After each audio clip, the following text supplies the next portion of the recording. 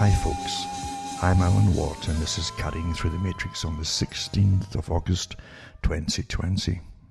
And as always, I hope you're doing as best as you can under the circumstances of utter chaos and madness, all organized, of course, because what's happening now is the redesigning of society across the planet and redefining what we are as human beings and societies in general, in fact. Right down to genders, as you well know, it's been a big one on top for quite a few years, as all concepts of what used to be called normalcy or normative is being redesigned again, all of it, in order to destroy resistance among society to changes, the planned changes. It's harder and very, very difficult to bring in a whole new way of living without destroying the previous generation. Because naturally they'll dig their heels and say, no, you can't do this, and this is ridiculous and mad and a whole bit. And so bit by bit, over maybe a 20, 25-year period, you chip away through education, through the school system, grab them young, and they grow up to about 25 or so. And they've got all the new ideas instilled in them, all the new indoctrinations, and it works awfully well in them. And then you've already hammered through repetition, through all kinds of dramas and movies and so on, where they embed all the different new norms into their storylines, etc., until all age groups parrot the same stuff because they can't trust their own logic anymore, nor their own memory either. And that's how it's all designed, you see, until you can't trust your own judgment. Just listen to the experts. In fact, last week I mentioned one of the articles that came out from the top groups of thinkers, scientific thinkers, telling us not to think for ourselves on these very important topics. We're not qualified to think deeply on them. So there you go. This is the farce of the time we're living through, a complete redesigning of society. And every possible method of deception and manipulation, psychological manipulation and coercion is in use right now. It's quite astonishing to watch it all. And it's too big for even one person or a group of people to keep up with all of it because it's overwhelming in a sense. But years ago, when they were hammering on about artificial intelligence and how it was going to reshape society, and Al Gore came out, because Al Gore is a player in certain areas for financial teams and for fleecing the public for carbon taxes and trading them and making a profit on them. All these kind of things. We're ruled by crooks, if you haven't figured it out. And especially since the time of post-democratic society, which the Club of Rome came out with years ago. They said on behalf of their masters that paid them, the big think tank, the Club of Rome, and they were given a task, different tasks actually, about redesigning society. Because the elite themselves and the big business classes, the ones with the corporate raiders types that were going across the world and having their big talks with CEOs that were treated like gods and with their innovative ideas of, having workforces or slashing it to the bone and then reselling off what was left of corporations, the corporate raiders.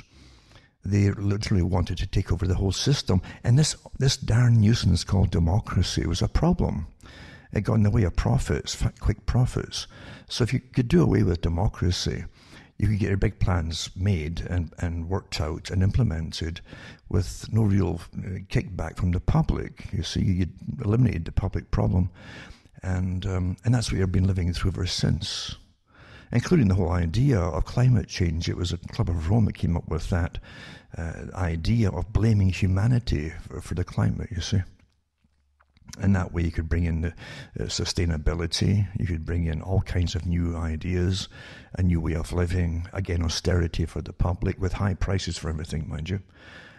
So the corporations they're not losing anything, they get more in fact for giving you less, especially in all energy forms too, like technocracy planned long ago.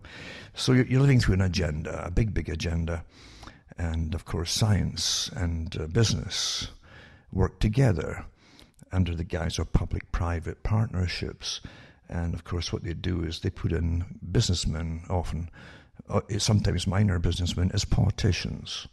They're assets, if you like. And many of them actually are assets of intelligence agencies. That's been going on for years. Obama was well connected, so was Clinton, actually. The Rhodes Scholar, Bill Clinton, went over to London to study there with his scholarship, Oxford Rhodes Scholarship, and then he disappeared there and spent the rest of his time in the Soviet Union. And then came back and they made him president of America. It's quite interesting to watch what happens, because you see, the real world has got nothing to do with what you've been brainwashed to believe. It really hasn't. I mentioned it before, this strange travel of important people and sciences and so on during the whole Cold War is the last thing you'd allow in reality for international meetings of this or that, however. You'd never allow it to let your best people go there and collaborate with their supposed enemies and exchange ideas and information, etc. But they did that every year. So nothing made any sense until you really figure out there's a different game on the go. The game's always against the public. And first and foremost, you must understand what power is. And power is a means of gaining control over people, either with or without their consent. It depends how you do it. And to benefit, of course, agendas, again, like post-democratic, get the job done and to heck with the public. That type of idea. Or, as I say, it's also used for business in this day and age. Business was elevated, as I say, during the time of the corporate raiders to a much higher level. And they really did. They literally did hostile takeovers of businesses by grabbing the shares and so on, getting the controlling shares, and then slashing everything to the bone. And what you don't realize is back in the 1970s and 80s, you had lots of family-owned businesses, and maybe second or third generation. Big businesses too, with factories, etc. And they still had that idea of having responsibility, those who owned the businesses, to the people who worked there with them. This strange old-fashioned idea that you're responsible in some way. And of course the new system was again the corporate raiders. They had no conscience about anything like that. And they called everybody dead weight, and you'd slash them and kick them off. And folk coming up to retirement lost their everything, their pensions, a lot. These were early warning signs and symptoms of what was to come for, again, this technocratic, as they call technocratic system of controlling the world, There's nothing in Technocracy Inc. that said that those that would control it should be poor, or as poor as the general public were going to be. On the contrary, you see, so it's very appealing, this idea of technocracy, where everything is reduced to energy. And of course, energy at the moment is simply transmuted into a dollar value or a pound value or a euro value or whatever it happens to be. And you're subject to it, you see. But it really, supposedly, under their idea, was that everything is energy. To make a product is all energy. Somebody puts out the energy to make this or change it from this to that. It's all really gradients and change of energies, you see. And so the idea was to bring in a perfect world where those who had the right to rule it would be technocrats. Not an elected right, but a natural right, just like communism idea, without being subjected to or really responsible to the public again, because you see, they were the experts, and experts should run the world. That was the idea. It's quite amazing, as I say, when you look at today, and the CEOs of corporations that walk on water with their ridiculous TED Talks, they always have to create their own lingo to be in-house. You're one of us. Here's the latest terminology to be cool. They come up with new terms all the time about their particular area, and they flap their hands a lot, like Bill Gates does, because they've all done their motivational, training, etc. And apparently impresses punters if you flap your hands a lot and you wave your arms and run them down the stage. And they're like peas in a pod in a sense. And they have to be really innovative, which means even more startling than the person before them. That's what they mean by innovation. And the idea, too, is interlaced with psychology, where psychologists got into the social area long ago, you see, to do with factory management and so on, and how to manage the people who were doing monotonous tasks and making them work harder and faster, and then trying to deal with the emotional upset it would cause so that they didn't crack up and claim compensation, things like that. So make everything more efficient. In fact, you get them on drugs, as long as they could still put out the same output. It was quite good, you see. So put them all on drugs, and even give them counselling. If they're really good employees, you could put down to insurance and get counselling for them, so as they could manage to handle the extra stress at work, you see. And so psychology is a big, big part of managing us all with technocracy today. Look at the COVID thing. How many millions of dollars have been spent using these behavioral insights teams to con us and lie to us, to get us to do things that that the elite want us to do on behalf of those who rule us. I don't say we govern us; they rule us. I don't elect anybody, so why are they ruling me? I don't vote. It's a con game. It's been a con game all my life. The elite have always got their people into office, and I'll touch on a few things tonight that even show it, perhaps more openly and evidently than things beforehand. For instance, that there are some good videos out right now. There's a lot of good videos if you want to spend your life watching videos, but and I can't even get the speed to watch them because I'm getting hammered by it. It isn't just going after your income or shadow banning now. I've had this for years. They literally have got my server to slow me down to like 1 to 2 megabits per second up until midnight, and I can't watch anything until midnight. You see, and then like a magic switch, it just turns on. And which is what it is. It's a switch. So I get throttled and choked and so on. I had that years ago, the same problem.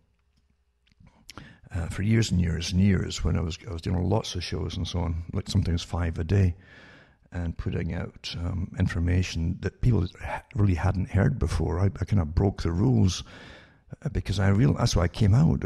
People were navel gazing. You had a lot of people in the States who stuck on the same topics, but it was navel gazing. They didn't realize there's a big world agenda. And I came out and I didn't connect the dots for them all and give them information and what was really, really happening. And that caused a big stir at the time. But after a while, I got hammered. I could, as I say, I'm right back to where I was, where I was getting I was going to download something, in fact, before I did this talk. And it was only, I think, 24 megabytes. The speed is that slow. And this is not cheap what I'm paying for, sadly. Yeah? And it said it would take me a day to download the 24 megabits. That's how bad I get hammered here. So don't think that I'm sitting here and I'm not getting... I've been getting hammered since day one. I was getting shadow banned before you heard the term. Once I realized what I was talking about, and it's like a panic mode, and suddenly, people couldn't find me. It's very suddenly. Because I was saying things I didn't want the public to... You understand, you control information by controlling people. And you understand, too, that in the US especially, and the intelligence agencies in Canada use the US as well, they work with them, that during the Cold War, the CIA set up what was then Patriot Radio across America from the 60s and 70s on. And even hired a lot of pastors and put them on to preach against communism as an antidote to communism. And that worked out pretty well for a time. But then they brought other people in too. And really it was thick, really thick with propagandists for the CIA. And the all-seeing eye never gives up something that works, for even when it gets to be kind of peacetime. There's never peacetime with the CIA. And the CIA has got nothing to do with what Americans think it's got to do. It really hasn't. The whole idea of a new world order that America must sink into after financing and building in this new world order, and they must themselves sink into it, is a CIA creation. For those who haven't figured it out themselves. And the CIA with different front groups, just like communism, they did many front groups, worked and gave you the Macy groups and all the other groups that combined and worked together. Even with Bertrand Russell, he worked with them all, and the Frankfurt schools and so on. They all worked together to bring a whole new culture in preparation for a world culture, which they would submerge all the nation states into one big system for total control. And business and technology would rule as we have today, to such an extent that most folk haven't figured it out yet. They still think we're fighting other countries. As I say, tonight I'll put up some links to YouTubes and things, little bits I've seen. I could put after midnight sort of thing. I could see them after midnight, little clips and bits and bites before I get cut off. And I do get cut off all the time.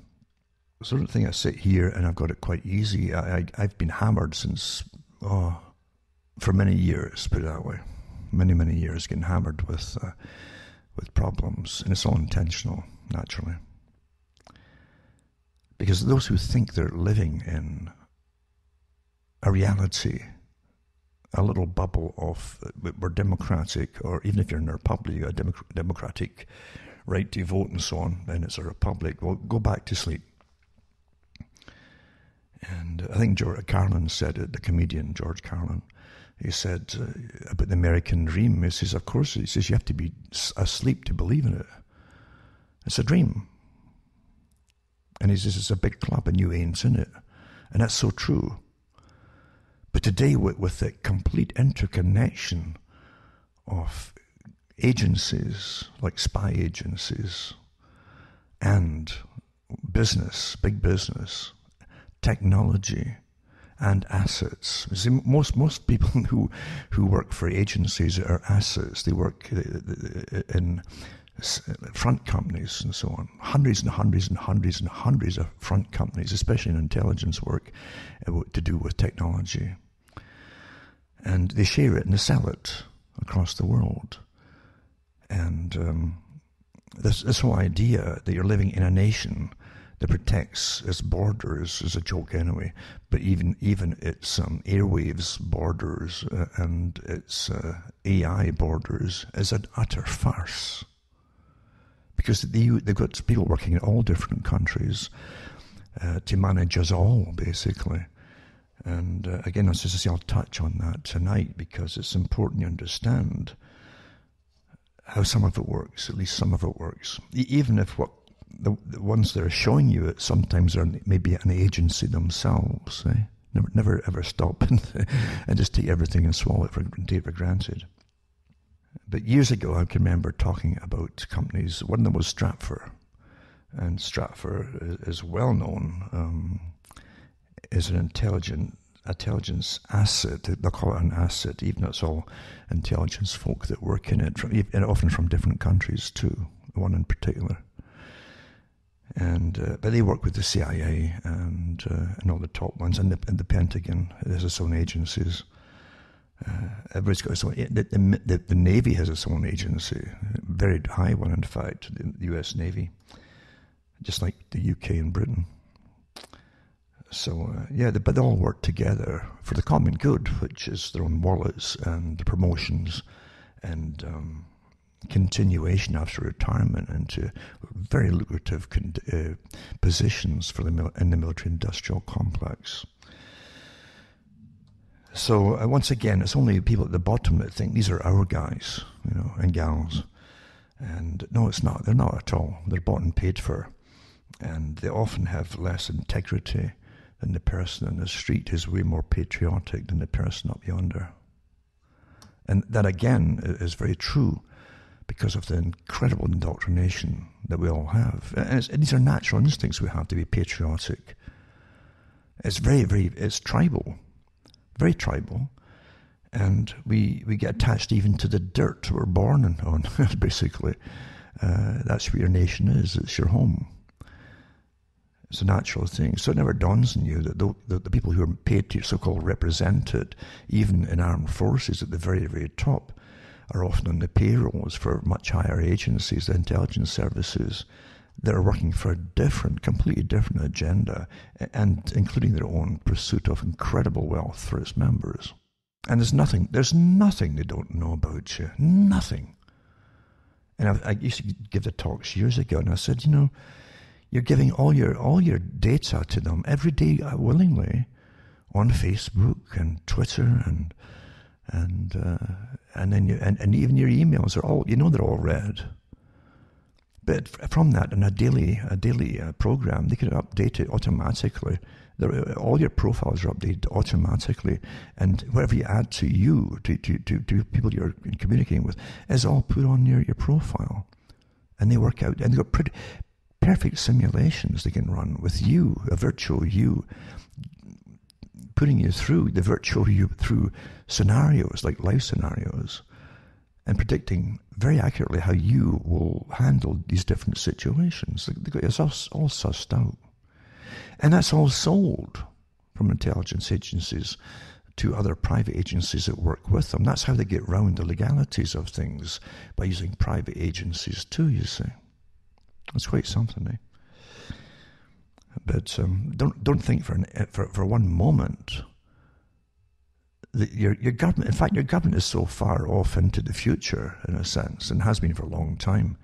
Most folk will never catch up to what it's all about. And I've mentioned some awfully good drama series. There's more reality in them, like The Last Enemy series in Britain, to show you how far the technology was even then from GCHQ. Watching everybody, and not just in their own country, but across the world, including people they knew would migrate to Britain from other countries. And so it all worked out who they were before they'd even come into the country. It's just astonishing. And then, as I say too, the agencies themselves, they're often competing with each other for, again, it's always for money at the top, the very, very top. Because information is incredibly well. People buy it for big, big bucks. Massive, Blackwater, I think, recently bought over one of the genealogical research firms that y'all volunteer to give all your data about your DNA and your heritage to. You just can't help people, eh? You can't. And insurance companies just love this. Oh, now we know these folk are prone to this whole lineage there, and who they're related to, their other cousins. They're probably so much percentage prone to this and that as they are too. And it's all worked out with algorithms pretty precisely. And up goes your insurance. Or I'll say, well, in the present state with the COVID nonsense,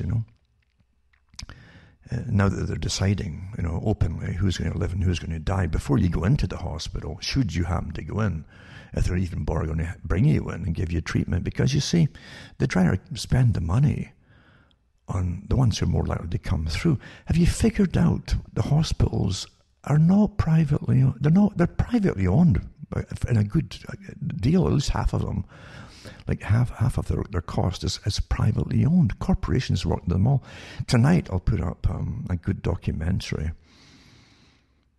It's up on Vimeo.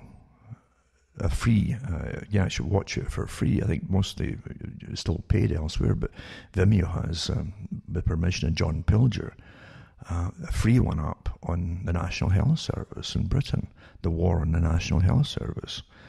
And he does a good job, as always, into what's happened when it shows the corporate raiders that go in there and they slash and burn, and how they took over hospitals for like East Anglia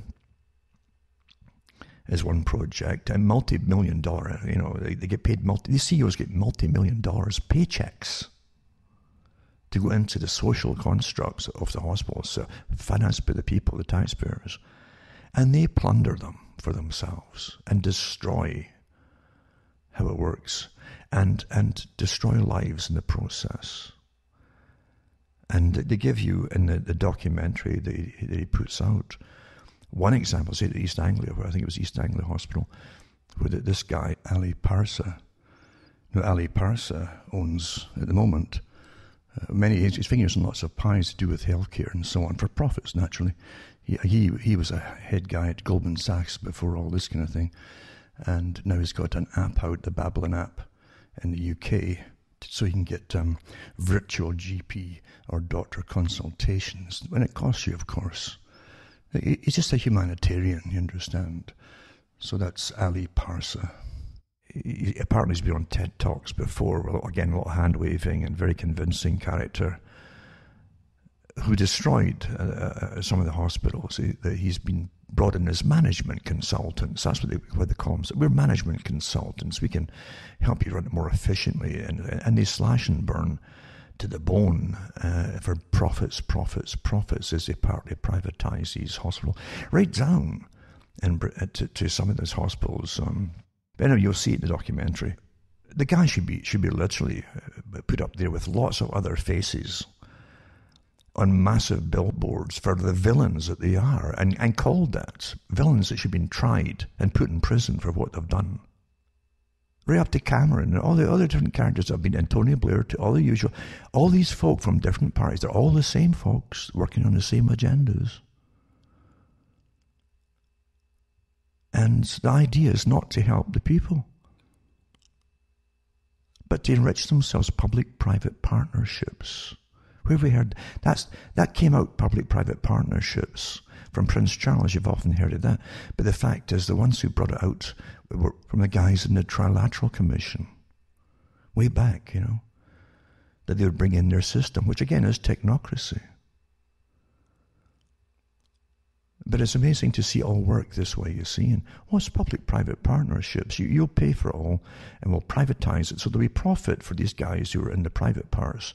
But the public will pay for the upkeeps and yada, yada, yada. And the costs of running it, all that. Not a bad deal, eh?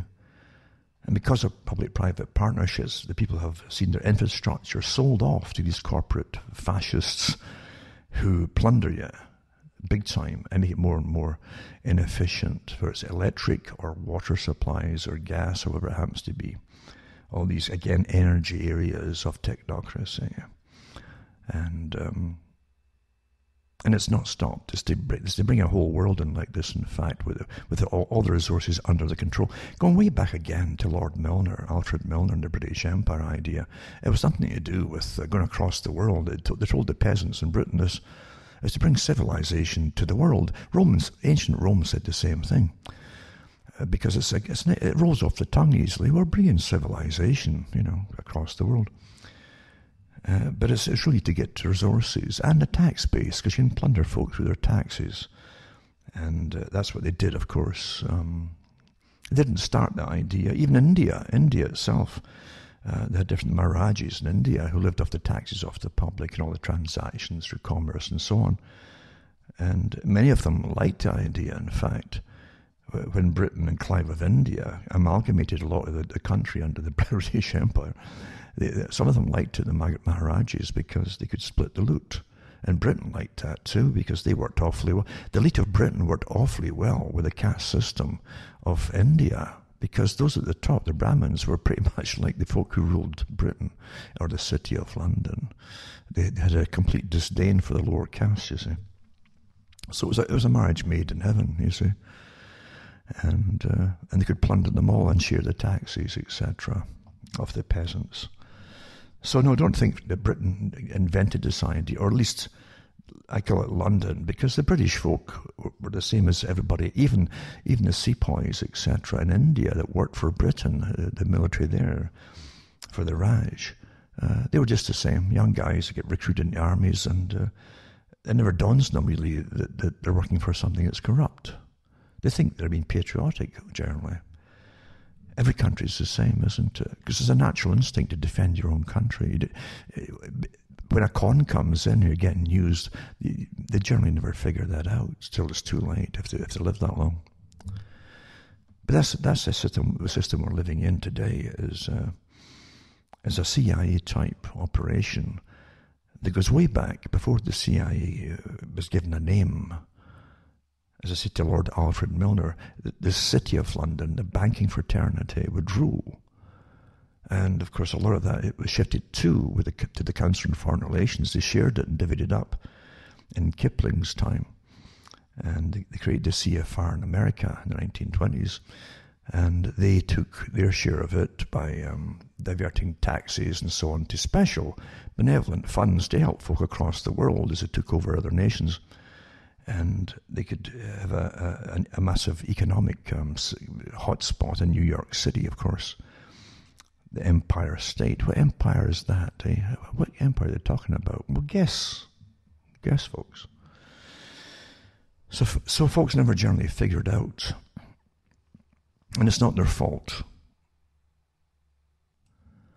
But what I will say here is that no matter what the information is that you get, you have to really try and verify it for yourself as best you can. And don't take anything at face value. Because there are so many players in intelligence, the artificial intelligence world that we're in today. So many players that you're generally being deceived by somebody along the way. Even people who innocently might part the same stuff off that they've got from elsewhere or send it to, and really believe it, they'll fall for it at times, you know. Because you have no idea of the power of manipulation through artificial intelligence. And today, with the lockdown, you can actually see it. When more and more folk are sitting at home on the internet all the time. And some of the things that they'll freak out about, they shouldn't be freaking out about. And they're panicking because that becomes the real world. They're not seeing people, they're not even meeting people. That's one that's one of the consequences and the casualties of isolation, is that they start to distrust themselves. Then they'll start falling for things that they shouldn't be falling for, you see. Very sci-fi, isn't it? You're locked in your own little world, and you have no human contact, or very little. And what you get could be coming from, again, computers themselves, just algorithms hitting you. Or as I've mentioned before, the 77th Brigade in Britain, of thousands of cyber warfares, guys that they employ, and their assets, which run to the multi-thousands of them across the world to use them. This one group based in Britain for the Department of Defense. And these are the guys that literally will pick up those who are putting out information and then attack them like crazy. They've already got all the information on your personality. They know your Achilles heels, and they can hit you and try to destroy you internally by pretending to even befriend you. Be awfully careful of this technique. Now tonight, I'll put up a link as well. And be wary as well, because you don't know where it comes from really, or who's really behind it, but it's with Millie Weaver, who I don't know much about her myself, except that who knows, she's involved herself in some kind of intelligence. I just don't know. I don't know. But it could very possibly be, especially when you see the people who have come out and put a video out that she was working on, that Weaver was working on, with a woman called Tora. This is the name she goes by, Tora, and another fella who also worked for security agencies in the US. Very interesting. There's no doubt about it. It's got all the positive facts that come out with this incredible spider web of intrigue and blackmail through intelligence gathering on every single individual, and it really goes into it in some depth.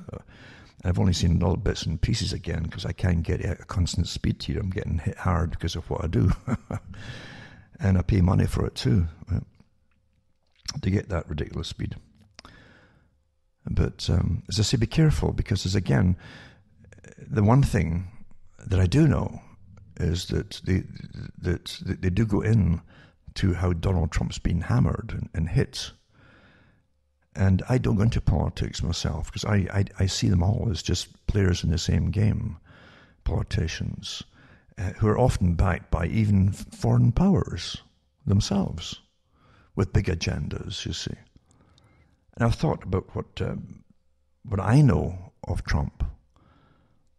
And I had people that when he got elected and said that he's our last hope. I thought, oh my goodness, did they know anything about this guy? He's our last hope. A guy from New York is our last hope. And then you think about his speeches. His speeches are awfully important, even though they're probably written by a speechwriter, you see. But when he was running the last time, he did say he was going to allow Big Pharma and the vaccine industry to cut a lot of corners and get things out to, it was for the public's good, you see, get things out to the public, people in need, with all the incredible testing and delays that they have to go through for safety. And he's going to rush things through. So that was a clue to me right off the bat, who was also backing him. And it was important. I knew then something was going to come down the pike where this was getting put into force and bingo. But also, he's, and I know Obama did this too, I believe, but they allowed, I remember reading it at the time and talking about it in a talk where they were allowing pharmacology to, or at least the guys who own the companies, drug companies, to put in different ingredients, substituting ingredients, into well-known medications, because they'd be cheaper, these substitutes, than what they were using already. But they may be maybe less safe, and of course they maybe would not have the same efficacy. You see, so yeah, the bigger prices same prices or bigger prices for the same drugs, and using cheaper chemicals to make them. Substituting the ones for the ones that were proven. That was another part of it too. Well, pharmacology is one of the biggest rackets out there, unfortunately. So anything that is to do with people and helping people is an open door for corruption. You know, we're from the government, we're here to help you. That's another one too, is from the state itself. But from big business, we're part of your community nonsense and stuff like that, right down to we're here to help you. It's a multi-billion-dollar industry in the States alone. And these guys are not there to help you. Look at this incredible OxyContin farce we had for years and years, with the family that did it, with again a lot of help, knew darn well that this is going to addict millions of people and kill a lot too. Well, they were big profits, big business, and how much collusion of folk in government went along with that. And of course, do you think money didn't? Of course, money changes hands. There's other ways of getting money to the people without it being found out, and because we're run by corruption, for God's sake, utter corruption. From the top to the bottom, there's nothing out there that's not corrupt, including all those at the head of the armed forces. Integrity went out a long time ago, unfortunately, And now it's just get rich quick, and the massive military-industrial complex that built up during the Cold War and really quadrupled itself probably at least in the last 15, 20 years of the Cold War. It just got worse and worse after the Cold War and changed its sights on the public. I remember years ago, I said, well, what will they do now? What will the military-industrial complex do now that the Cold War is over, they said? Well, it's going to change its way and go into surveillance. And that's where their money would be, in high-tech surveillance of the populace. So there you go. From defending you, because they're there to defend you, you thought, right? to surveilling you and selling it all to government by lobbying. Folk never really figure it out. So anyway, I'll put this link up to Millie Weaver, and she apparently was arrested, I think, who knows, arrested on Friday perhaps, but probably because of this video, but something to do also with having access to Hillary Clinton's emails or something, which I thought lots of folk probably had. So we'll soon find out. But at the same token too, be careful of everything, because you don't know who's working for who, for what. You really don't. And I won't go any further in some areas, but you really don't.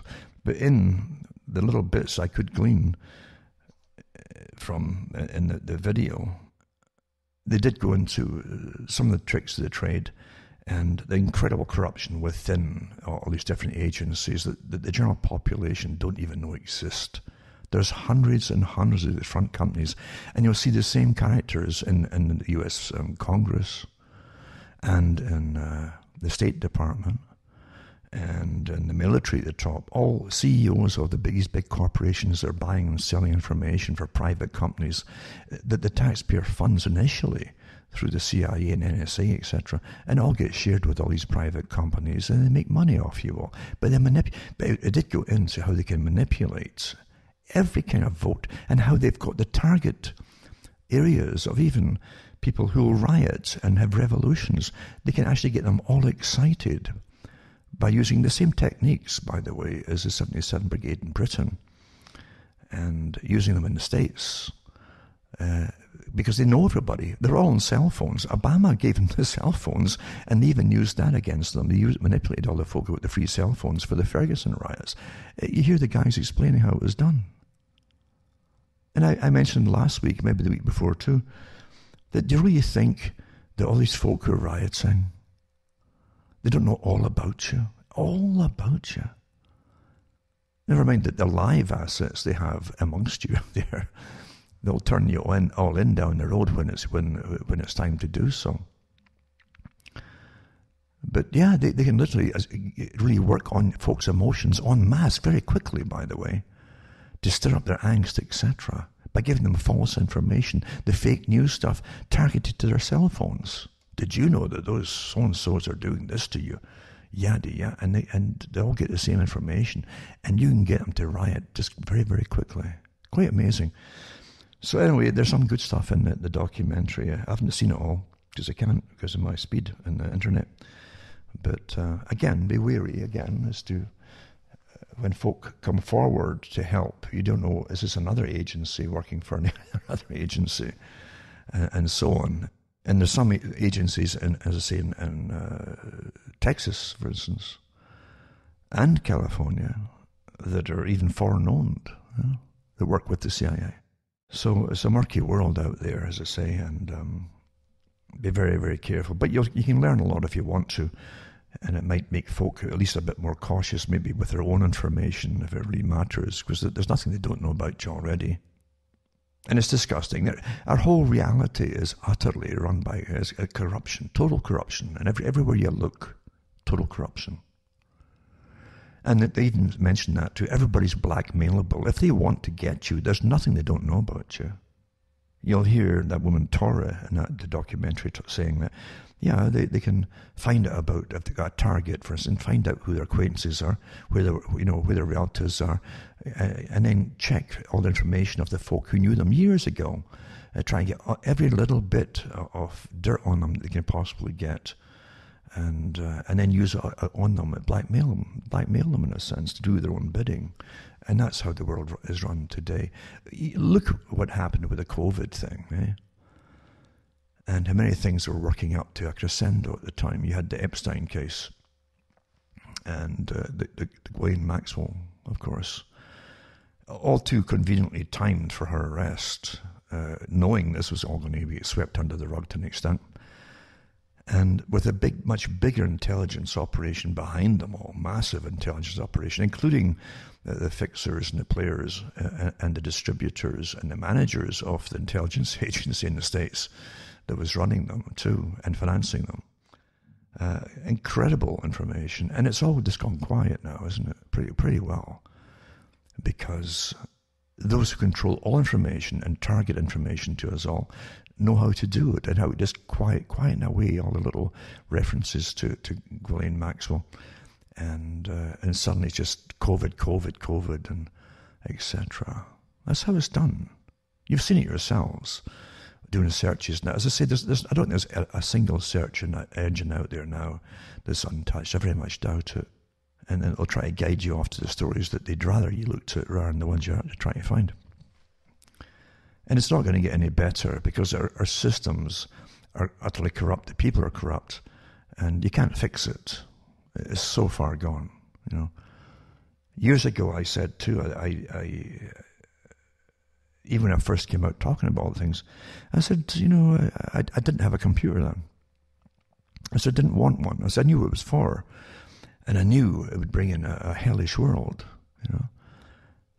The old idea that Satan couldn't bring in his world of total control, a hell on earth without the computer, because of the complete access to everyone's private thoughts and doings continuously.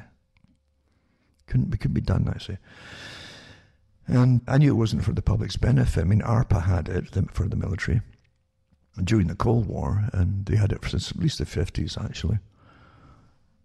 And right on, and it became DARPA, and then it gave you at the bottom obsolete technology. Right up to the present time, it's still obsolete compared to what they had, in fact, even then. And they'll tell you it's the latest for big profits and all the rest of it. But it was all designed from the beginning to get all your information from you, including the big Google machine, the big massive intelligence operation that even ran their MySpaces and things. I think it did even mention that in a documentary. I think they mentioned that in the documentary about how they did a lot of startup companies themselves. And it's all to get folk to start dishing out their private information, which they would then acquire, you see. It's a morass out there of overlapping agencies, and both governmental and private agencies and private contractors, as they like to call themselves too, that work for them. It's just, you can't fix it, folks. But the system was designed that way too, that there would be no protection for the people, the general population. Again, the military-industrial complex is a for-profit business. As I say, they said they would go into mass surveillance when they could be making missiles and anti-missile ballistic missiles and so on. When at the end of the Cold War, they would go into an intelligence gathering of the public, over the public themselves, and spying on the public under the guise of security. Yeah. Can't be fixed. So sad, but that's the way it is.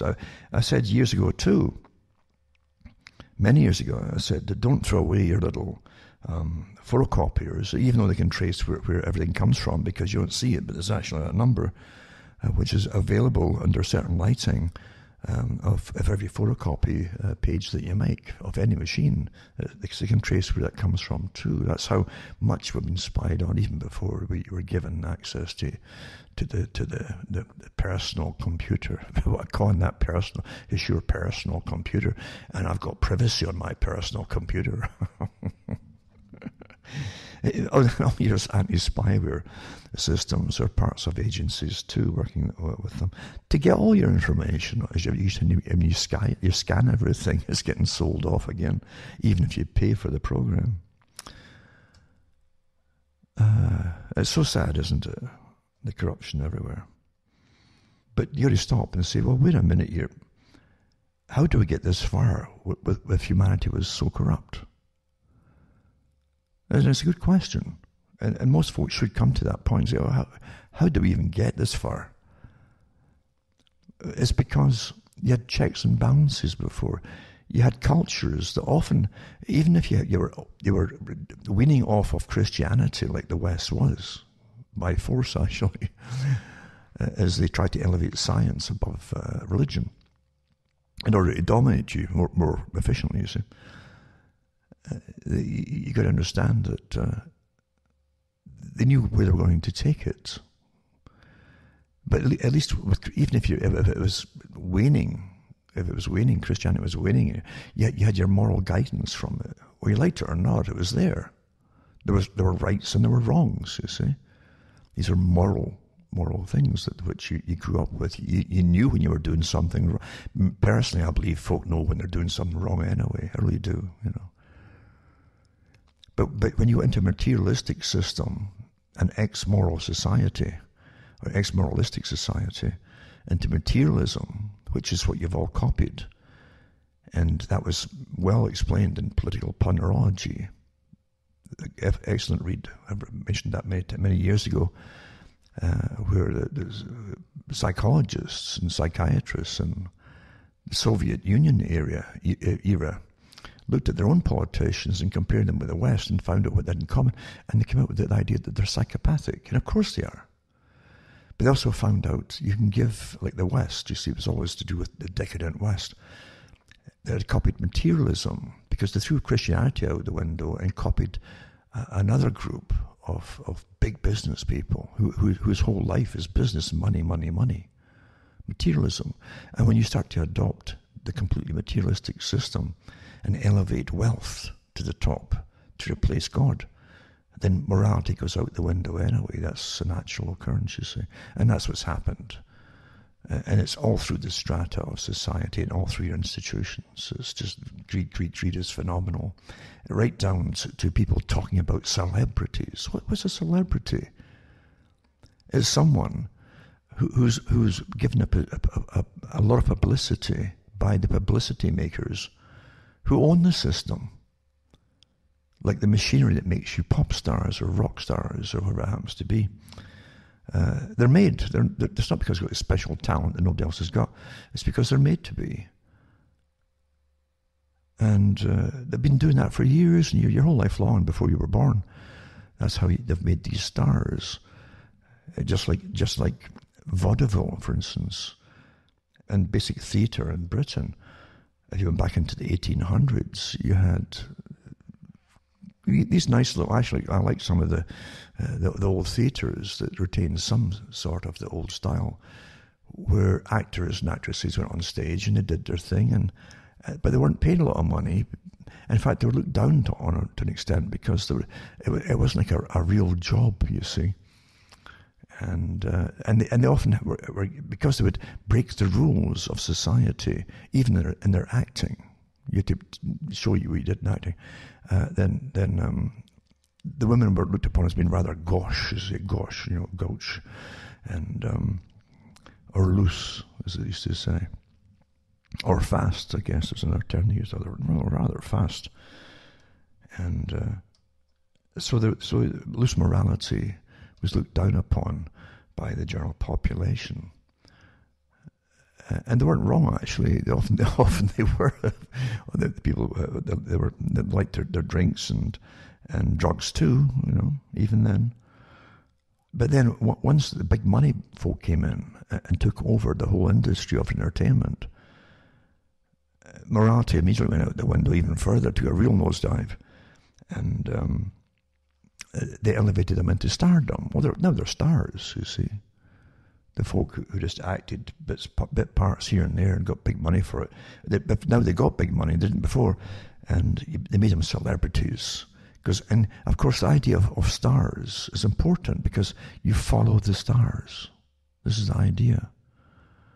There's somebody's now, as whatever idiocy came out of their mouths would be parroted by lots of people through magazines, etc.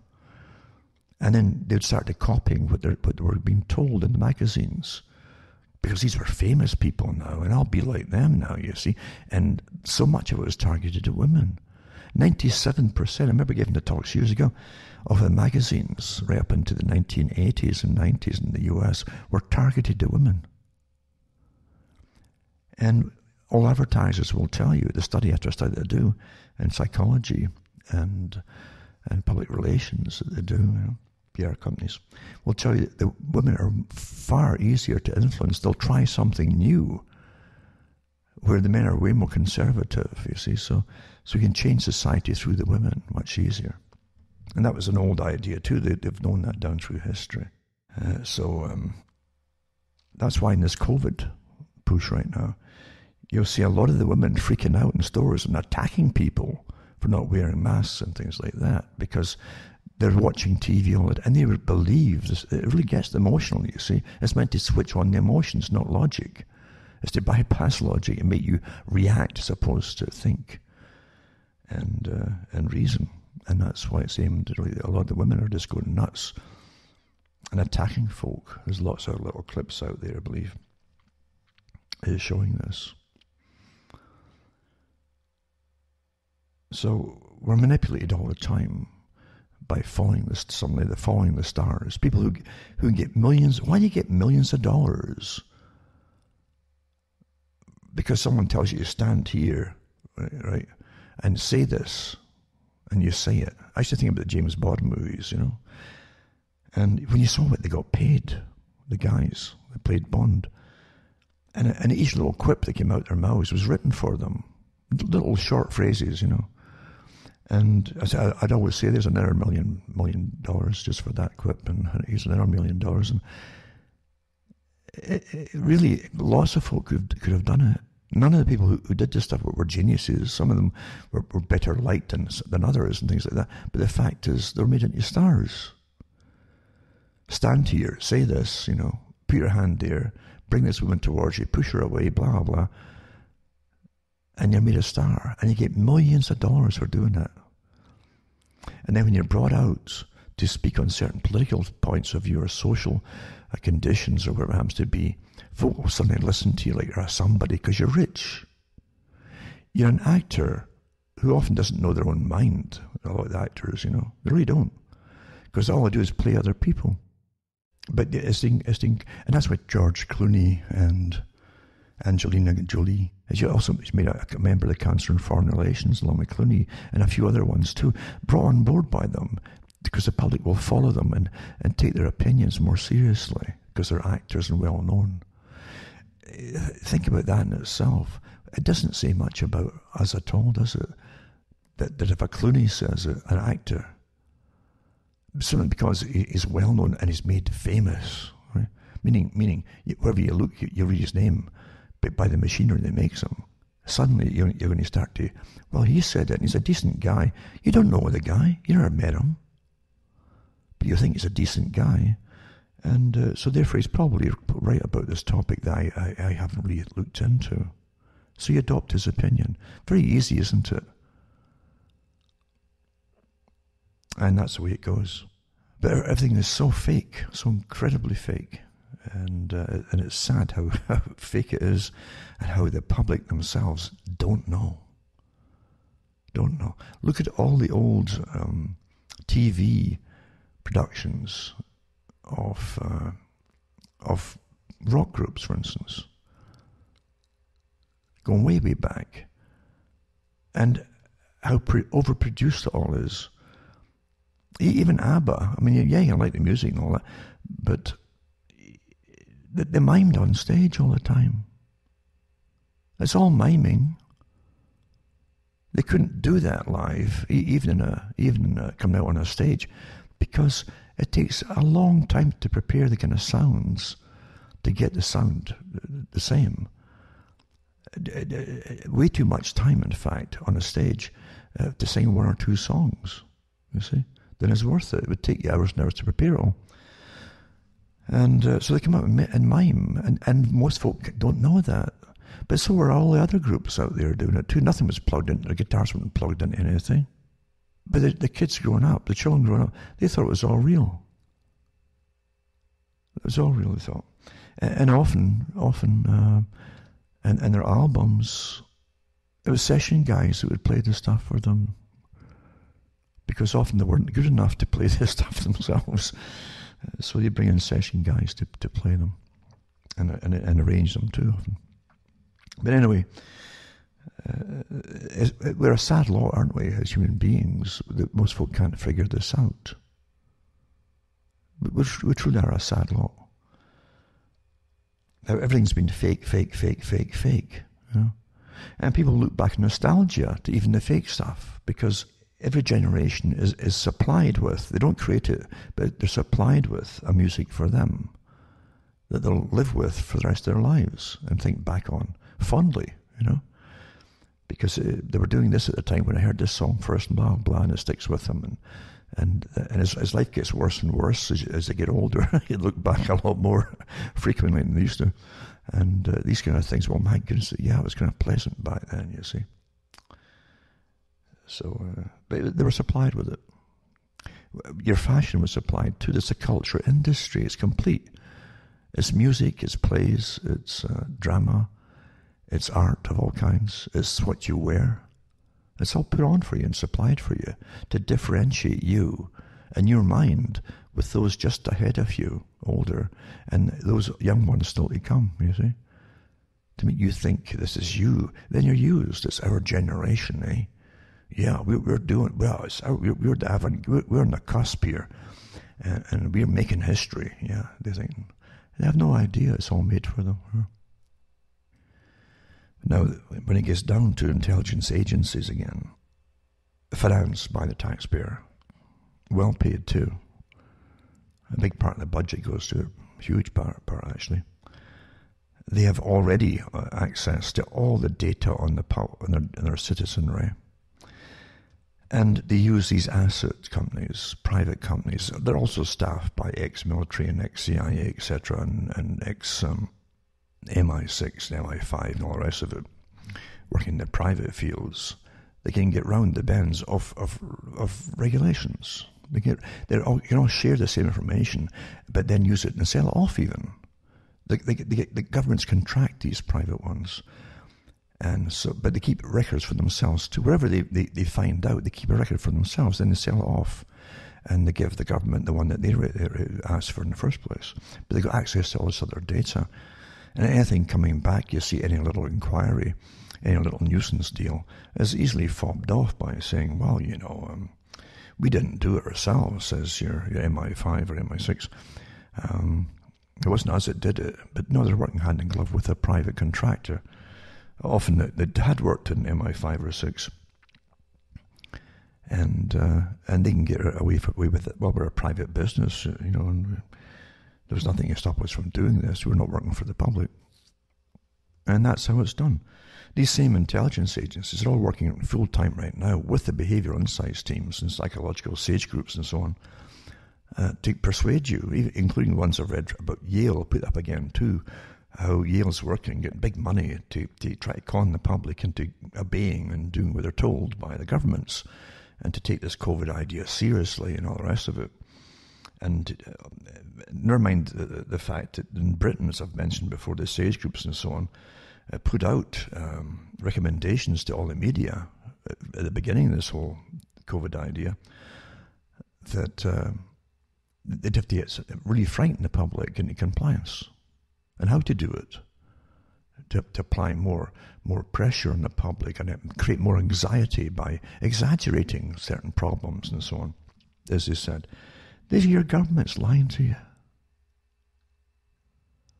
Well, when they do that all the time, there's nothing you should ever take and believe them on at all, ever, again, never. Using your tax money to lie to you. Never mind the fact, of course, you're getting the Great Reset for the World Trade Organization and for the World Economic Forum and the World Bank and the International Monetary Fund and the Bank for International Settlements as they bring in their New World Order, the Great Reset. And it means a post-individual society. You can't be an individual. You're only part of the masses now, you see. And mind you, they have different masses within the masses group. You'll have certain special interest groups and special privilege groups, depending on if you belong to certain minorities. As we all know, you're given more privileges, etc. But generally, you're all part of the mass, you see. And individualism is a threat to world peace, according to the United Nations. Said that long ago. And again, they keep reiterating that kind of idea. The individual can think and communicate is a big problem to them. And as it was with Bertrand Russell, who said they have to eliminate them. So we're living in an agenda, you see. And it's in full blast right now. And it's becoming utterly intolerant. Utterly intolerant. It's not going to get better, folks, by itself. It won't happen. And you have to really start your non-violent disobedience each time you get the chance to. When you're getting ordered by idiots and even police in some countries that are really going overboard with it all. It's a shame. It's an awful shame. And it ties in again with the culture industry. Many years ago, I said, back in the 90s, I said, I didn't have a computer myself, but I saw nothing but ads in the papers and so on, and little clips at that time, and on TV, and had TV way back then, in the early 90s anyway.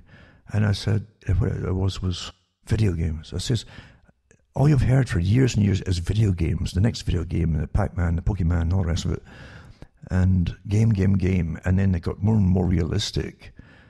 And children were addicted to these games. And I went through the history of some of them where it was admitted, especially the ones in Japan. They were the first ones to admit that the military-industrial complex companies, corporations, had actually funded all of these games.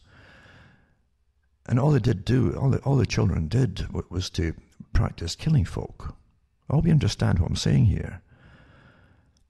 And all they did was they got desensitized. They were designed initially for the military to desensitize them, troops, desensitize them from the act of killing. So it would be automatic and reflexive as opposed to a calculated thing to do. And it was awfully successful. So they then put it into the general population. And I knew then, I said, there's big wars coming up.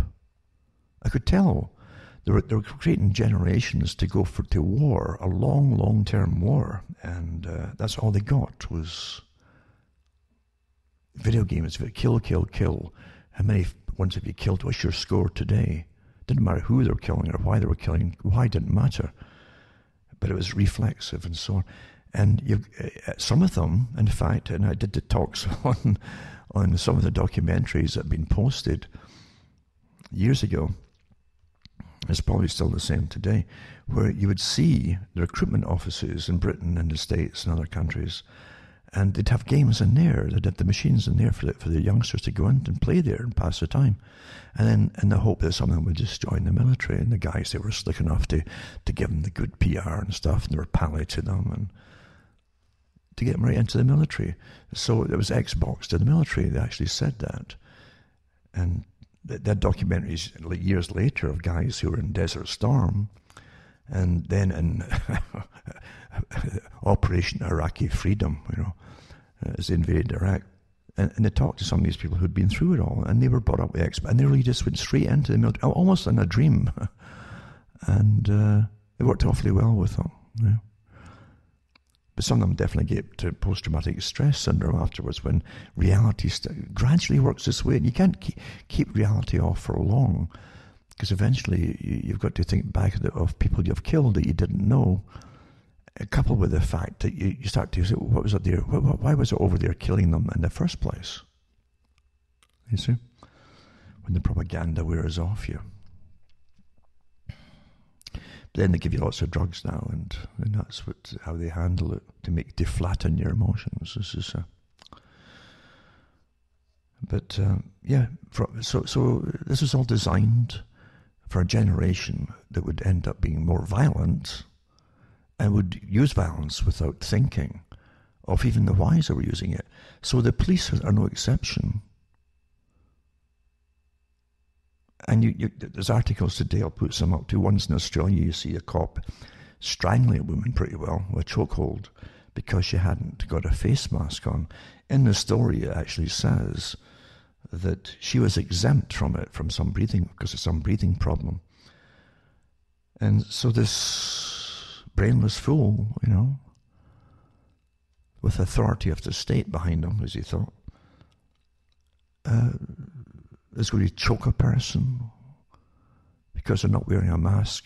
He's choking her. I guess it's to help her breathe more easily if she's got a breathing problem. You're dealing with morons here who are brought up with these games, and they're reflexive again as opposed to reasoning. They don't reason things through. They just react like Pavlovian style. There's like a game that they're in, and unfortunately, it's the same group that goes into the military. In fact, a lot of them come out of the military and end up doing that. So everything's got reasons to why things are happening like this. And Britain is so bad. I mean, the sci-fis that they put out in Britain, I've mentioned this before, the sci-fis were way ahead of their time, but in such a socialistic field or way of portraying them in the sci-fis. you know, see the authoritarian part of government, sort of totalitarian. And of course, don't forget, Britain is supposed to be the home of democracy. I don't know where they got that from, because it was a good con while it lasted. But really, Britain and its satellites, its dependencies, like the Canada here, they used to call it Dominion of Canada, because it's part of the British Dominion, or this London, I call it London Dominion, because the folk in Britain, in England and Scotland, they're no wiser in any country than the other. They're all under this strange phenomena of a centre of London, where everything is centred, and including some of these secretive archives where they train high intelligence operatives in them that folk don't even know they exist. A lot of them are underground, yeah. Old ones too. So anyway, well over 100 years, some of them, these underground bases underneath London itself. In fact, they have some there, I get off the tangent as usual, but there's some there that were actually built during Napoleonic Wars, in case Napoleon ever got into Britain. But they're not abandoned. They've been put to good use for training operatives in areas where you don't get taught at university, although Britain has got really a lot of good places to teach them higher level agency operations in national college courses too, mind you. But they have these other ones, as I say, where they go even deeper into dark arts and so on. And I'm sure it's the same in other countries now as well. But the point of it is, the folk in the countries outside of this massive financial enterprise live in the tradition, in the shameful fallacy, really, of their indoctrination as to what Britain was. You know, it's so sad indeed. The history of Britain was incredible greed for those who had the cash, big money, and all completely tied in with government, where it was the crown or its supposed democratic system that came from it, parliamentary system. But no, it's always been corrupt, of course. If you can call it corrupt, that's where the crown can do whatever it wants. It's kind of like God. It can do whatever it wants to do, and it always did, in fact, really. And as I say, from Elizabeth the First onwards, First of England, you see the wealth really begin to accumulate in a massive style with those who could manage the money system. But also from the coterie around her of buccaneers, in a sense, like Walter Raleigh and Sir Francis Drake. These are privateers. And as long as they're plundering the oceans and taking Spanish galleons and their gold and so on, and bringing a good portion back to the crown, they're all given titles of nobility. So always think when you hear these titles, you should be highly suspicious of them to start with. But yeah, that's where they got the whole start of the big money system coming into London. And then, of course, they expanded that to all trade coming in the swing towers that would allow ships in. But you had to pay big fees from your cargoes to get back out again, you see. And that was the idea of the tax system in the city of London. And even today, it's probably the wealthiest area on the planet for managing money. The city in itself is quite interesting. And again, there's a good documentary. I saw it years ago, but someone sent me again recently. I think Britain's Secret Empire, the spider web across the world that London controls, and how even after World War I and then II, it ran the military-industrial complex for a good part of the world from the city of London, from all the different armaments and arms trading of all kinds of missiles and aircraft, fighter aircraft, bombers and weaponry and so on. Incredible, but it's well done actually, as I say, this particular documentary. If I can find the link for it, I'll put it up again. But all from this square mile. But a very important square mile where the four big banks really face each other. And of course they brought over an obelisk from Egypt itself. Awfully important, that itself, isn't it? It really is. It truly is. The city. If I remember too, when they were going to bring it over, that they built a casing for it to make it float. And they towed it across, to Britain. And they lost lives on the way, apparently. But it was awfully important to get that obelisk up there, eh? And it really fits into to England, doesn't it? An obelisk. Really, why? But it's to do with the people who ruled it, of course, far more than anything else. And but again, everything ties in together. They're all society. I've mentioned last week and before that, many times before too. They're all society, and of course Isaac Newton and his complete obsession with alchemy, basically, and Kabbalah, of course. He studied all the writings of John Dee and Kelly. He was fascinated by them. He learned Hebrew too. So it's in order to go really into the magical lore, basically, of Kabbalah, etc. And much of Newton's work today has been kind of discredited because it really wasn't backed up by anything else apart from his speculation into the occult, in a sense. And again, he was given positions. I think over the Royal Mint at one point, like a retirement thing, a good income for his works and so on. So you have to say, well, what kind of works was he really involved in? And then you go into Christopher Wren, who did St. Paul's Cathedral, and again, this happened to have a big scroll of drawings for new buildings before it all drafted up before the fire of London burned a lot of places down. He just I just happened to have, and how it came, and he was given financing for different projects. But when you go into St. Paul's and you look up to the high part of the dome inside it, and you'll see the square and compass right in the centre there. It's quite fascinating. A very old agenda. Eh? But again, that's another whole area of things. You have the occultic sides of things as well.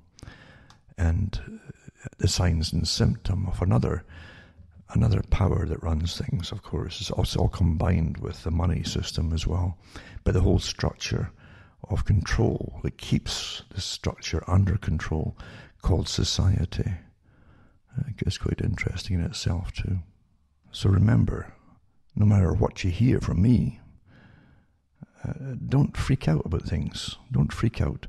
We never had peace in society. And I've gone through countless talks about peace and generations and how you're not allowed to have peace. Peace isn't conducive to high profits from those who rule over you, you see. And I think Rothschild said it, Lord Rothschild, where he was asked, when you make the best investments and killings, in a sense. That's what the term, that's where the killings is where it comes from. He says when blood is running in the streets, whatever you've got that folk need, they'll pay it. They're desperate, they're terrified, they'll pay it. You can see that in the COVID idea, with the ridiculous prices for certain things. Oh, it's getting scarce, And of course, the ones who say that are the ones who've held things back to make things scarce. This is the old idea. The gold reserves are completely manufactured. The whole idea of gold reserves by withholding stocks. Same with diamonds. They have warehouses full of these things to make sure the prices stay up. This is how it's all managed. Very old ideas. But don't freak out with truth. A lot of folk, and don't push it on to people who will not handle it. They won't handle it. They'll tell you often, "Oh, don't tell me that. That'll upset me," or "I don't want to think that way." Don't tell them, because you'll make an enemy. And if it's in your own household or relatives or whatever it happens to be, you don't need that. And these times, you've got to folk who'll still help you out, and you help them out regardless. That's how it works. And some folk really can't handle it. Doesn't mean they're not going to help each other out. They're going to handle the bad news part. When it all comes down, they'll help each other out through necessity. you see. So don't make enemies of people or trying to evangelize like it's a cause, you see, like a religious cause. It's not. It's not that way at all. A lot of folk truly can't, because of their indoctrination. They cannot let go, and it would frighten them too much to think the truth, that all of this structure of society is held together with cobwebs, in a sense. This whole veneer of civilization, as they call it. And that gets me right back to all these riots in the States, and that particular documentary that just came out with people who are assets, in a sense, or independent intelligence contractors for artificial intelligence. They show you how they can switch riots on and off, literally very, very efficiently, predictably and efficiently, just because they have all the folks on the cell phones and so on. They can use them all and get them all worked up very quickly by feeding them and directing them the same information at the same time. And the last folk to know it are the folk that are getting targeted. Oh. And that goes with every area of information in this day and age. It's a dangerous area to look. Even to open up a newspaper in an age like this it can be upsetting, because everything is so contrived and manipulated. But the bad news isn't easy to ignore. If you want to get it, you'll find it easy enough.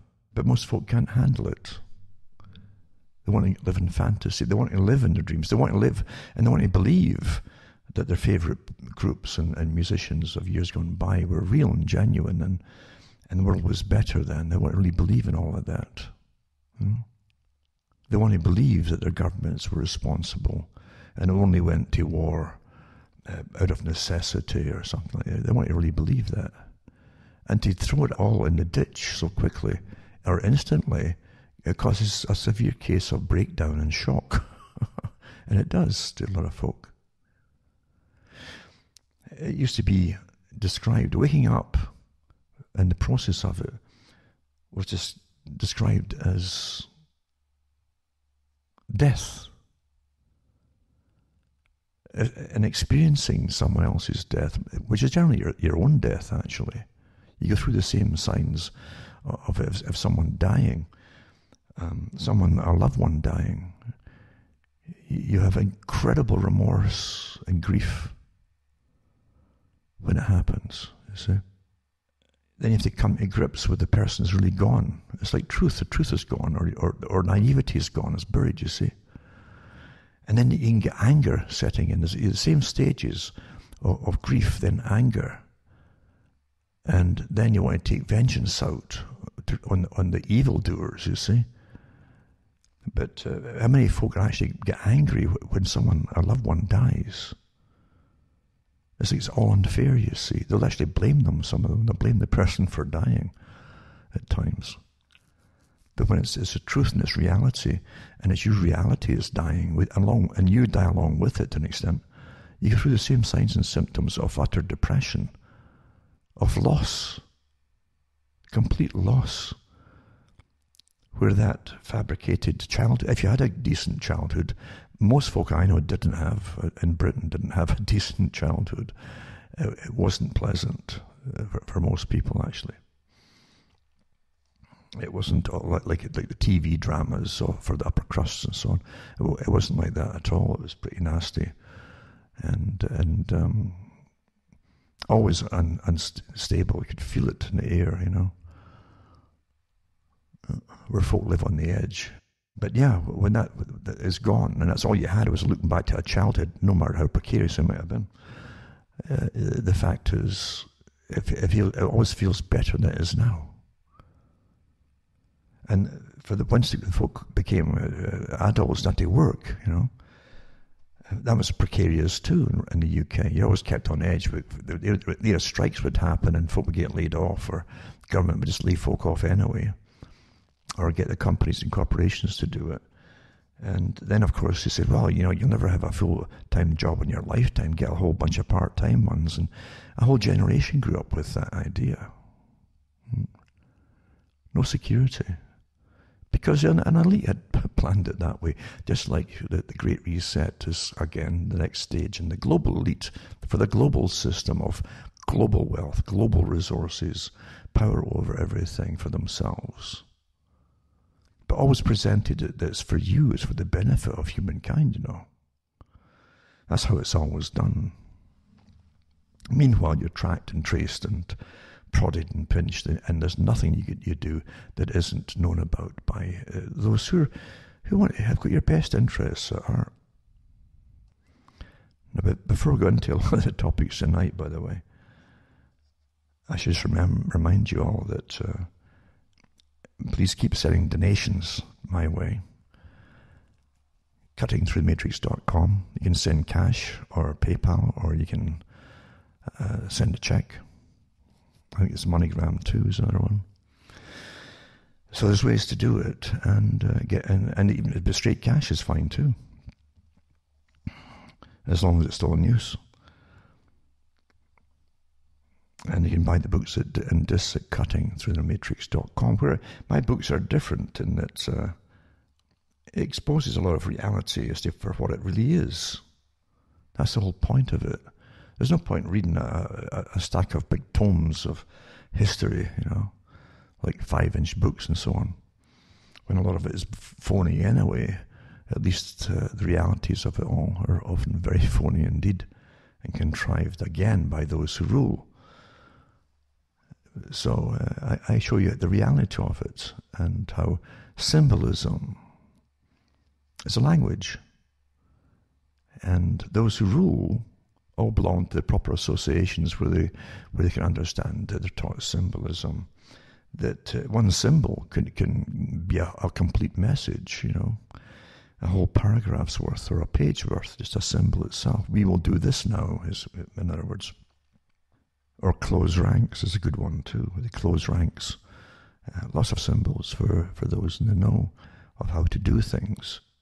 The terminology they will use too can have different meanings amongst themselves, where they can speak quite publicly and it goes over folks' heads. I heard just recently, it was a Catholic station on the radio that generally doesn't come in very well because it's aimed at Latin America usually, but sometimes it'll skip, as I say, on the ionosphere, and it came in pretty clear this day.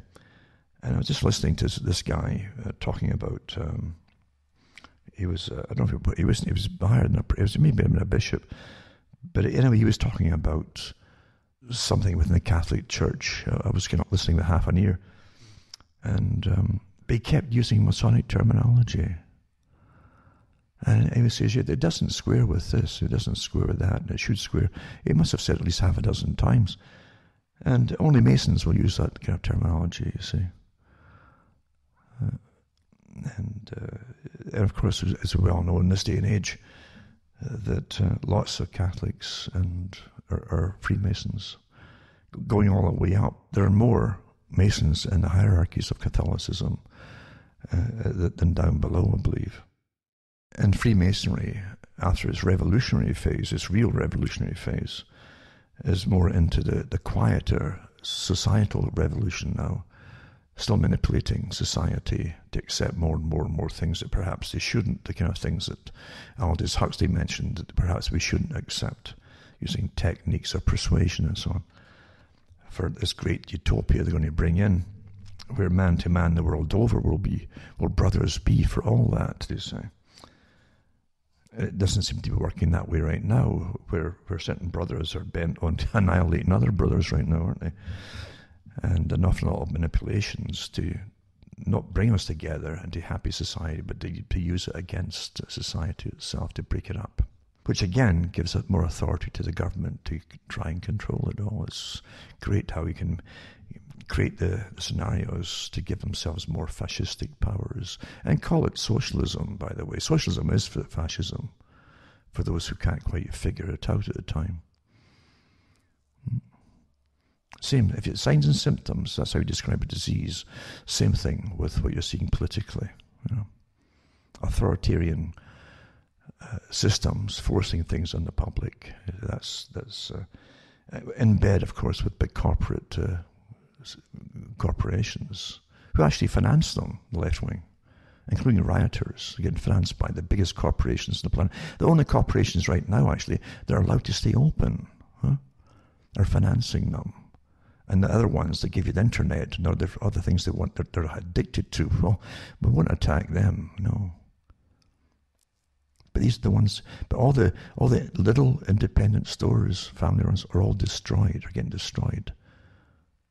And not allowed to open and go bankrupt, eh? But no, and being attacked too by crowds in the streets. But the big ones, oh no. I haven't heard of Walmart's getting burned down or whatever.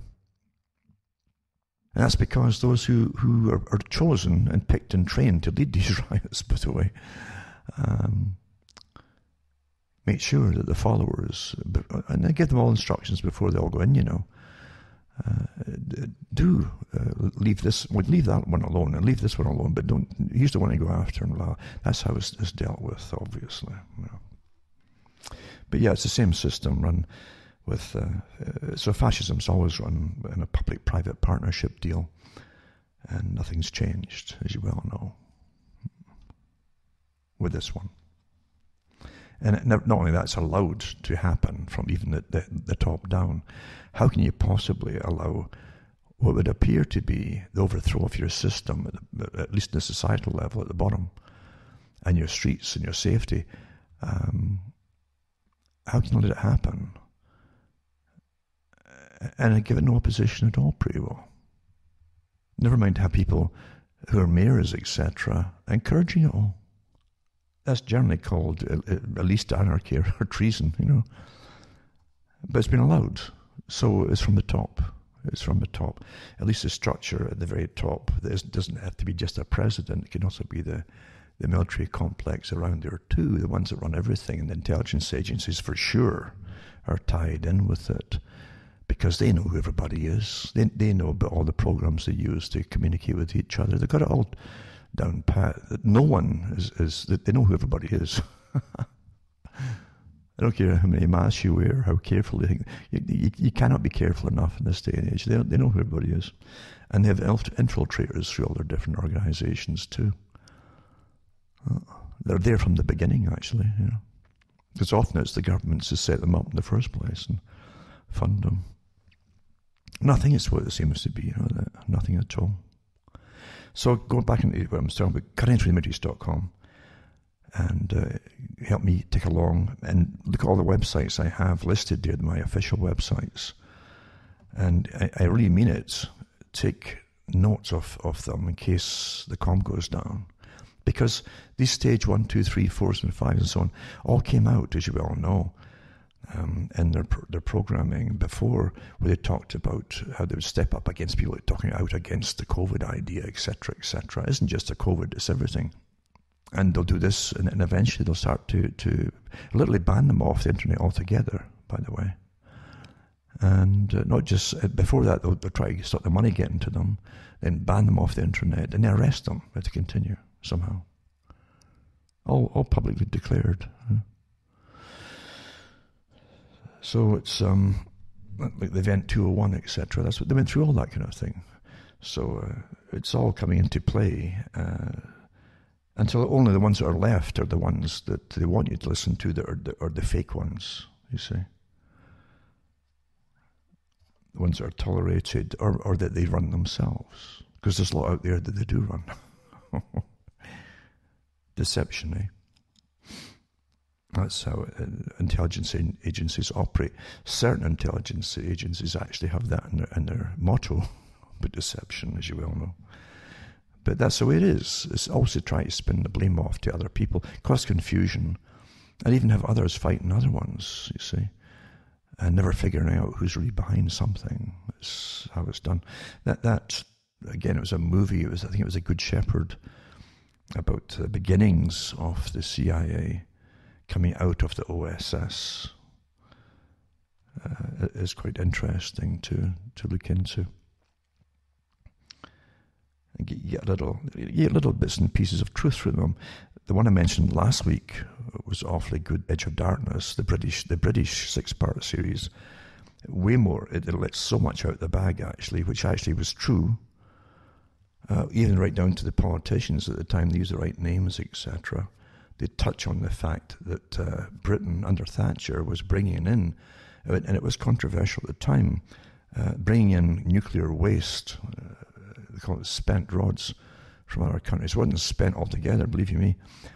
And then they could literally dispose of them for other nations or replenish them, make them potent again, and sell them out again. So it was very lucrative, and Britain was suddenly, it was like taking in the garbage of the world and getting big money going to these big contractors that worked with the British government at the time. Margaret Thatcher was way up there with the military-industrial complex. Her son, Colin, I can remember when he went missing once, and they got the SAS all over parts of North Africa looking for him, trying to find him. But he himself was a gun running for the big corporations based, the headquarters based in the city of London. Big money again, getting paid big money to do it, and sometimes getting money directed from his mum through the British government for selling arms across the world and aircraft and so on. Very lucrative indeed. But all the big Khashoggis and so on that were involved in gun, were all connected with them. You know, they all knew each other and worked with each other.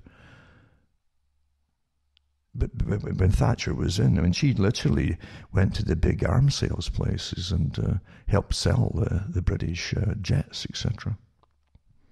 Like a salesman. Nothing is ever what it really seems to be, is it? And you have to really stand back and see, how did they have the gall to do that? Well, they got the gall because they can. They do things because they can. Because the system that runs us all is pretty well untouchable for most at the top. Who is going to put anybody of any import on trial for anything at that level? You know, it doesn't happen. Never, it won't happen. You look at all these fake ones the US has all the time. These puerile inquiries. They go nowhere except into dead ends, which they're meant to. They're steered down. They're meant to go that way. Quite something. That's the world we live in, eh? So anyways, don't forget, cuttingthroughmatrix.com and help me tick along, because it's important. Because you wouldn't believe how much work it does that I put into all this kind of stuff. And I tell a lot of, I could go on for hours and hours more per week, except I don't want to overload people altogether, because as long as you get the general idea with a few examples here and there, that's all you really need. Otherwise you get bogged down and you'll overload your mind. And I truly believe, just like Sherlock Holmes, you know, the fictional Sherlock Holmes, Arthur Conan Doyle's character, talked about his attic, where your mind is an attic, and Sherlock would say, well, I can only keep so much in my attic, he says, and sometimes I have to clean it out and get rid of the excess or the old, etc., to make room for the new. Because all you're doing is taking in information all the time. And it's more important you understand the purpose of the information, the purpose of what's happening as to where it's supposed to go, in order to start preparing for either bad times ahead, even worse, or ways to again, survive. And you have to survive by being an individual. The one thing you don't want to be is an individual, because you have to start using a form of passive individual rights, you see, and say, I have rights. And it doesn't matter what the rest of the public are doing. It doesn't matter what the rest of the public are doing. I hope you understand that. See, democracy, it's always misused and abused and mislabeled and definitely misunderstood. And they'll say, well, it's really the herd thing, you know, and the bulk of the people. It's like mob rule, where the bulk of the people now think they're in control because they voted so and so in. And so they just ride roughshod over everybody. And it's not that at all. It's the elite who know how to use the mob that creates the mob in the first place. And then they use the mob. The mob only do what they're told to do. They're given their opinions like everybody else are given their opinion. The same opinions often. But the same spinners out there, the ones that spin it to you. But the one thing that they don't want is individuality. They keep saying it over and over. That's the enemy of their big plan. For peace and safety and security across the world is the end of individualism. Yeah. But it's the only safety you have. It's been saying, why should I do what the rest are doing? I've got this, is that some, if they all start cutting each other's heads off, should I start doing the same thing too? You know? Really. Look at the farce with face masks. And you can always tell who watches TV, because they're even wearing it in their cars now. They believe what they've been told. Like, don't ever take it off. I think they must sleep with it too. They've got everybody so terrified with incredible manipulated propaganda and indoctrination, repetitive indoctrination by psychologists, teams of them, and marketers, ones who can market ideas across to you using psychological techniques and behaviorism. Shameless, evil people.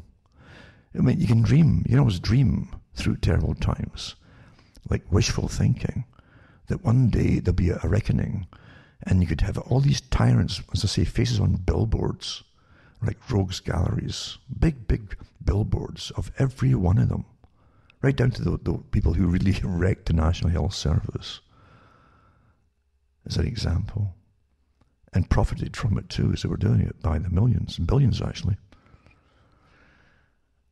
And the politicians who push this COVID idea,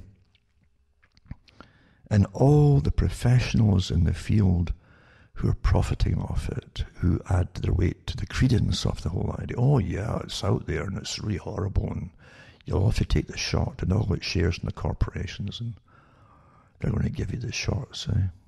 It's not disgusting. Never mind the folk who have died because they can't get into hospitals during the whole time. Folk dying of heart attacks. There's one article I was reading there, and it's from a guy talking about the very thing, and it was in Britain. Yeah, it was in UK. And as one of the sons of this man who died, he had a heart attack. They called the ambulance service. That was, I think, in the death of National Health Service. And the National Health Service now has a lot of private contractors as ambulances and so on. And the first ambulance comes, and the defibrillator has never been used before. It's a second-hand one that the company had bought. And go to try it doesn't work. Hadn't even been tested. So they call another ambulance. They're told to phone the fire brigade. So they phoned the fire brigade because they have better ones. By the time they came, the guy was dead. And the doctor, the GP at least, had put on it that he said that this man would have probably lived if the right equipment had come when it was supposed to come. Well, look at all the ones that they've actually been told to stay at home having heart attacks during this whole COVID idea. And the folks who had literally small primary tumours, who you couldn't get in to get cancer treatment. As you get a small primary there, it's much better to lop off that little primary. You get far more chance of surviving if it's not spread. But by the time months go by, it's all through their body. All these characters have done it. Their faces should be up in lights. Rogues, to suffer and be charged for the evil they've committed here and are still committing. And those at the very top of governments who are in collusion with the private corporations who work with the global reset idea for completely restructuring global society and running people from birth to death in a form of austerity for sustainability as they depopulate step by step. They should all be tried, at the very least tried, and imprisoned at the very least, and their faces put up for shame forever in the rogues gallery. All of them. All of them.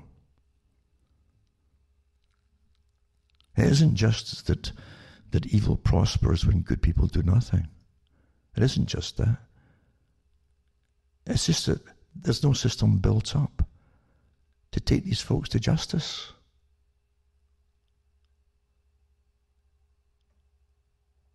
Now there's a problem. Now here's an article here which should help people ponder at least a little bit as to what's going on with this whole Fauci idea. I almost call him a Faustian idea, Fauci. To do with his claims right off the bat that the only way that you go back to work and be allowed to out your homes, back in February, I think in March he said this, would be with a vaccine, because that was always the agenda that they'd agreed upon years ago that they'd be using if they ever had a pandemic. And they had agreements signed with governments. I've got them all here where they drafted up, the government signed them. The government would definitely buy their vaccines. As an incentive to produce vaccines, the governments would definitely buy vaccines, really invest heavily to make sure that they wouldn't just give up on vaccines altogether, be non-profitable. What a joke that is. So anyway, here's a possibility here. This is from the WHO, World Health Organization, a memo from 1972. Right? It ties in with what Fauci and all the other characters who are involved with these big biolabs do. Because these are really bacterial warfare laboratories. That's what they used to be before they said, "Oh, we got to ban all these laboratories." And well, we're just there now to make vaccines, just to study these things in case these vaccines should jump on their own and become highly pathogenic towards public. We'll make it happen. You see, with the stages it would have to go through itself. You know, the gain of function, as I say. Well, of course, they're still biowarfare labs. Of course they are. And these scientists are all biowarfare experts. There's no doubt about it. Well, we're not doing it right now. We're doing it to help people right now. Yeah, right. So 1972, they were talking about how they could turn vaccines into a means of killing. This is the World Health Organization, right? This is two key memorandums from the World Health Organization discovered by Patrick Jordan prove that the WHO has intentionally created a three-shot killer vaccine that people in the USA and other countries could soon be forced to take. See? It says the 1972 WHO Bulletin 47, number 2, memo number 1 and 2, virus-associated immunopathology state. Animal models and implications for human disease technically outline the ability to create biological weapons in the form of vaccines that, first, totally disable the immune system. Number 2, load every cell of the victim's body up with infection. And 3, switch the immune system on, causing the host to kill itself in a cytokine storm. So these WHO memoranda describe the 3-stage impact of the 3 shots many people will be forced to take this autumn. That's what they want. They want about 3 shots, isn't it, this time? Isn't this coincidence, From the same group of people who work with the WHO. But again, too, don't forget that memorandum that came out as well for the Department of Defense in the United States of America. I remember it came out. And as when the AIDS broke out initially, and some people really scoured their records of requisitions and things and bills that were put through. And one of them that was put through in the state was for, I think it was even the guys involved, like Gallo and so on, but it somehow involved them. But it said that the Department of Defense was looking for a possible bioweapon that could destroy the immune system. And that was all published at the time. I've still got articles here somewhere in hard copy, about all of that. That all came out at the time, because that was a definite, it wasn't a surmisation or a speculation. It was an official thing. The Department of Defense and the US Pentagon had put out a requisition for something to be created that could be used as a bioweapon, destroying the immune system. So this is not so far-fetched, this article, regardless of how seriously you want to take it. It's up to yourself. But 3 shots, one to disable, one to open up to infection, and number 3 to cause a cytokine storm, of course. And it says, whose long-term genocidal intentions that could stand in any court of law, because these memorandums give the best and fullest explanation of the WHO's affiliated labs, such as Centers for Disease Control's CDC's current activities. Their patenting of the most lethal bird flu viruses, and that's true. You're putting patents on them. They're sending that virus to Baxter's subsidiary in Austria, which weaponized it and sent it out to 72 kilos of it out to 16 laboratories in 4 countries, almost triggered a real global pandemic. I think one was caught in Czechoslovakia, I think. And someone did test it there and found that there was a live virus they put in the vaccine. As is for every crime, there needs to be a motive, an indication that it was deliberate and that it was planned. And the WHO memorandums provide the evidence of just that deliberate long-term planning to kill people by weakening their immune systems by use of the first vaccine, injecting a live virus into their body by a second, and creating a fatal cytokine storm using the squalene in a third. And squalene is an adjuvant that's meant to try to attract a bigger blood supply to the area of inoculation or vaccination. And squalene's one type that they use. There's other ones too. They're all really nasty. In fact, you've read, I'm sure, the reports of the ones, the so-called volunteers that took the Moderna one in trials, that is. And some of them literally couldn't move their arms for days. Some they ended up in hospitals. And so on. So good luck if you want to take this stuff, believe you me. And apart from that, too, is next CDC governor, what do you want to call the guy, executive, or head, actually, who said that recently, that he really doesn't believe they're going to have a workable vaccine, and that there's already too many variations of this particular one, virus, to be even workable. And he said it'd be the same as any other flu vaccination, which is literally a guess. Does it work or does it not? He said they'll say that 50% of the time it works and 50% it doesn't. And there was a toss of a coin. So there you go.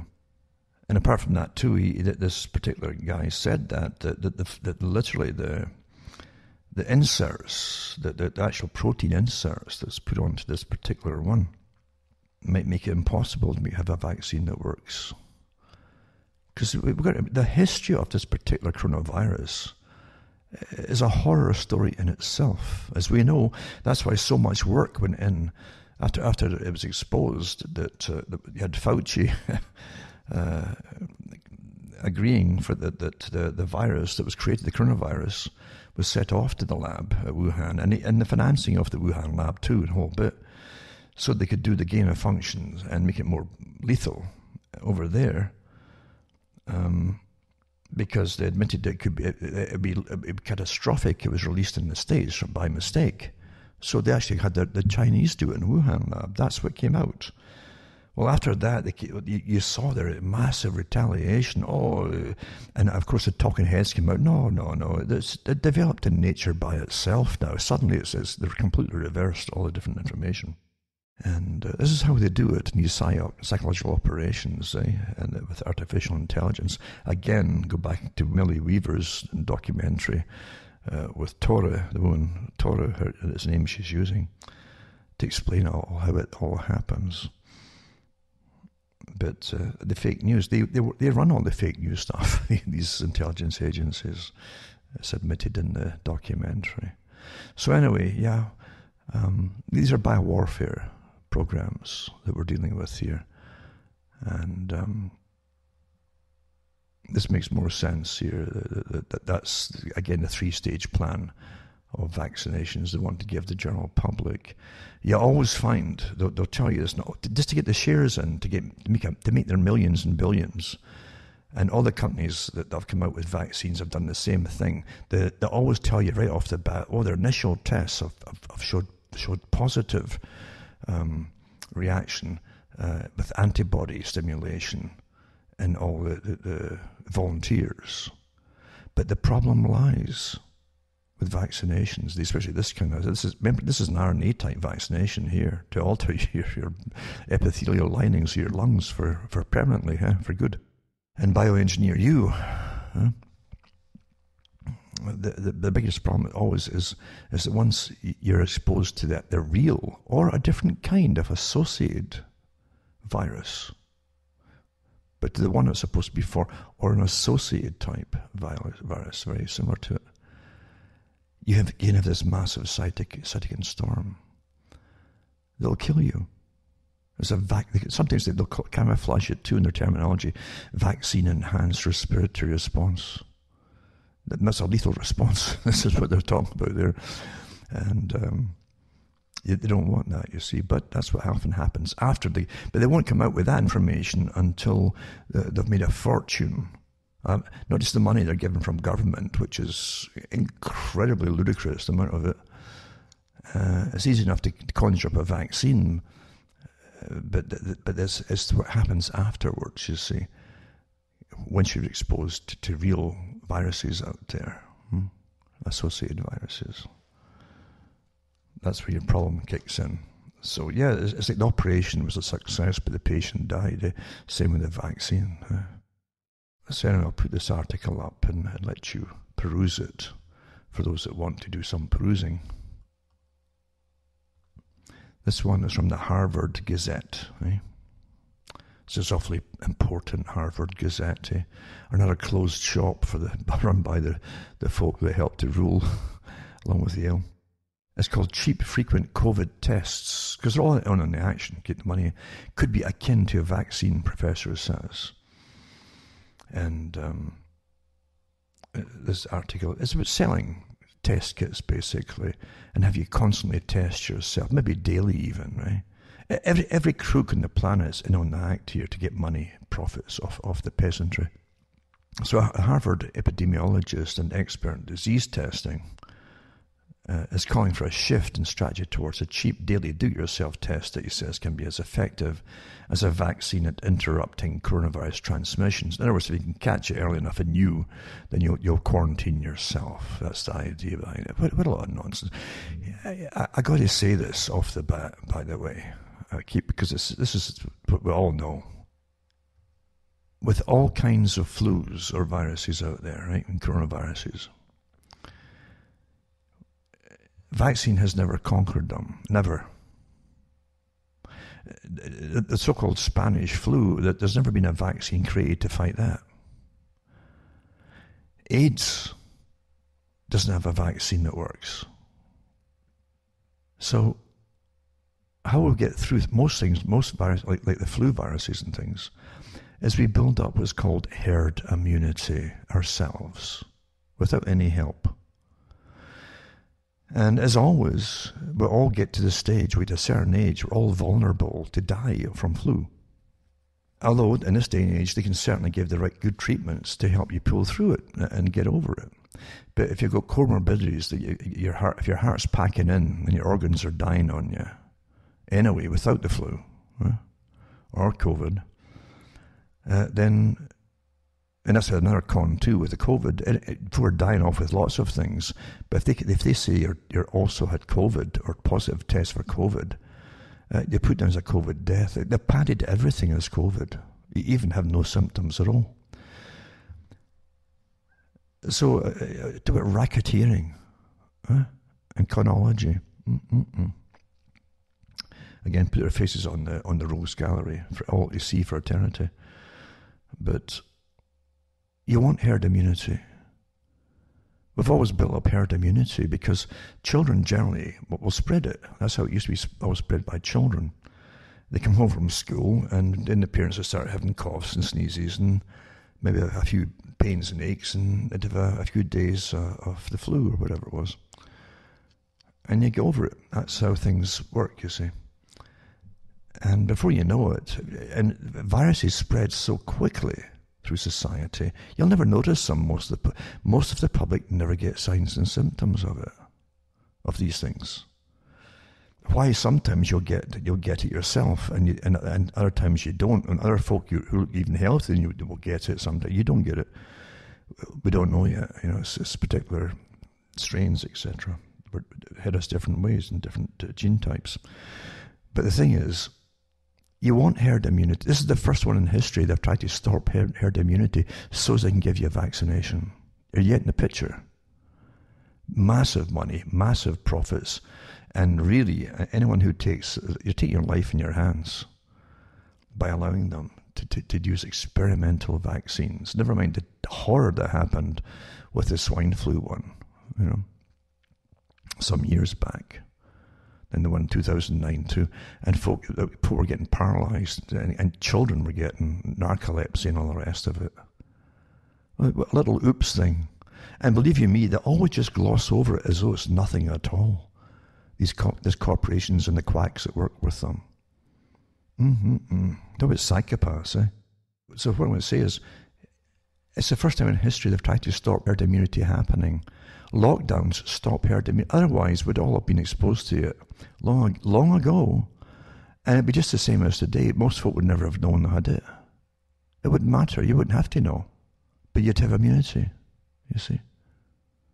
Now, the con with the testing is we need more testing. Well, if you have 10,000 more tests, you're guaranteed X amount of folk that'll come back positive.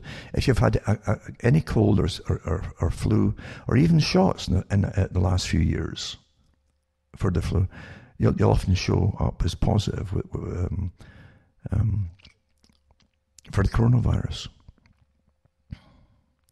If you've been near anybody that's had it, because a lot of folk still give off fragments, especially the swab test. The swab test, as opposed to the blood test, the swab test will pick up fragments of the virus. You see, fragments, not the whole virus, but the fragments of it. It could have been dead weeks ago, but you still give off fragments of it. You see, but you'll test positive because that's what it's designed to pick up as fragments of the RNA and DNA here. So it's a joke. But if you've been in the same room with someone who's given off fragments, you'll test positive because you breathe the fragments in. But apart from it, the test itself, and I've been through it so many times by the inventor of it, the swab test, said it's not meant to be a diagnostic tool. It's so inefficient. You get false positives, false negatives. It's pretty well useless. So getting back to my point, you're supposed to get herd immunity. And now they'll give you the scariest, another 3,000 have tested positive. It's because they put maybe another 10,000 tests out that day, you see. That's the only reason for it. So amongst all these false positives and false negatives, some people, and a politician last week found it too, he got tested before he got on the plane. It was negative, they said. He arrived in his destination in another state in the US, and they gave him a test and he was positive. And that evening they gave him a test that he was back to negative again. They're utterly useless. This is common. Remember, the whole thing is a designed hoax for a bigger program. It's a massive program of a completely redesigned way of living. Post-democratic, etc., you see. So anyway, think about it. If every week they're testing more folk positive, and literally within about 8 days, it's over and done with, and generally sooner. What's happened to all those folk that's accumulating for months and months? They were tested positive. Well, they're now immune to it. They're not telling you that they died. No, most of them never even went to hospital. But you're forgetting, it's not just added to this limbo state. They're all stuck in limbo here with COVID. No, they got over it and now they're immune to it. They've got antibodies. If they didn't develop antibodies, they'd be sick with it and become sick with it. but they haven't become sick with it, and they got over it. If they got over it and went negative, it means they've got antibodies in their body to kill it, which is the whole point of what the supposed vaccines is meant to do. Well, you develop it yourself naturally, and that's a good thing. So you should allow it to spread. Absolutely. You can take care with the elderly and so on, and keep them away from groups and so on. But for the general population, spread it. And once it's 80% of the population, they say, sometimes they say it's smaller. Once they've all had it and they're immune to it, the virus dies off. So then the elderly are safe. This is not rocket science. This isn't a novel idea I'm talking about. This is standard. Huh? There's never been such a war propaganda exercise continuing. It's begun and continuing like this ever in history. It's a massive war campaign. I hope you understand that. For a whole new way of living. So yeah, you want antibodies to develop. And then you can say to your vaccine maker, get stuffed, I'm already immune.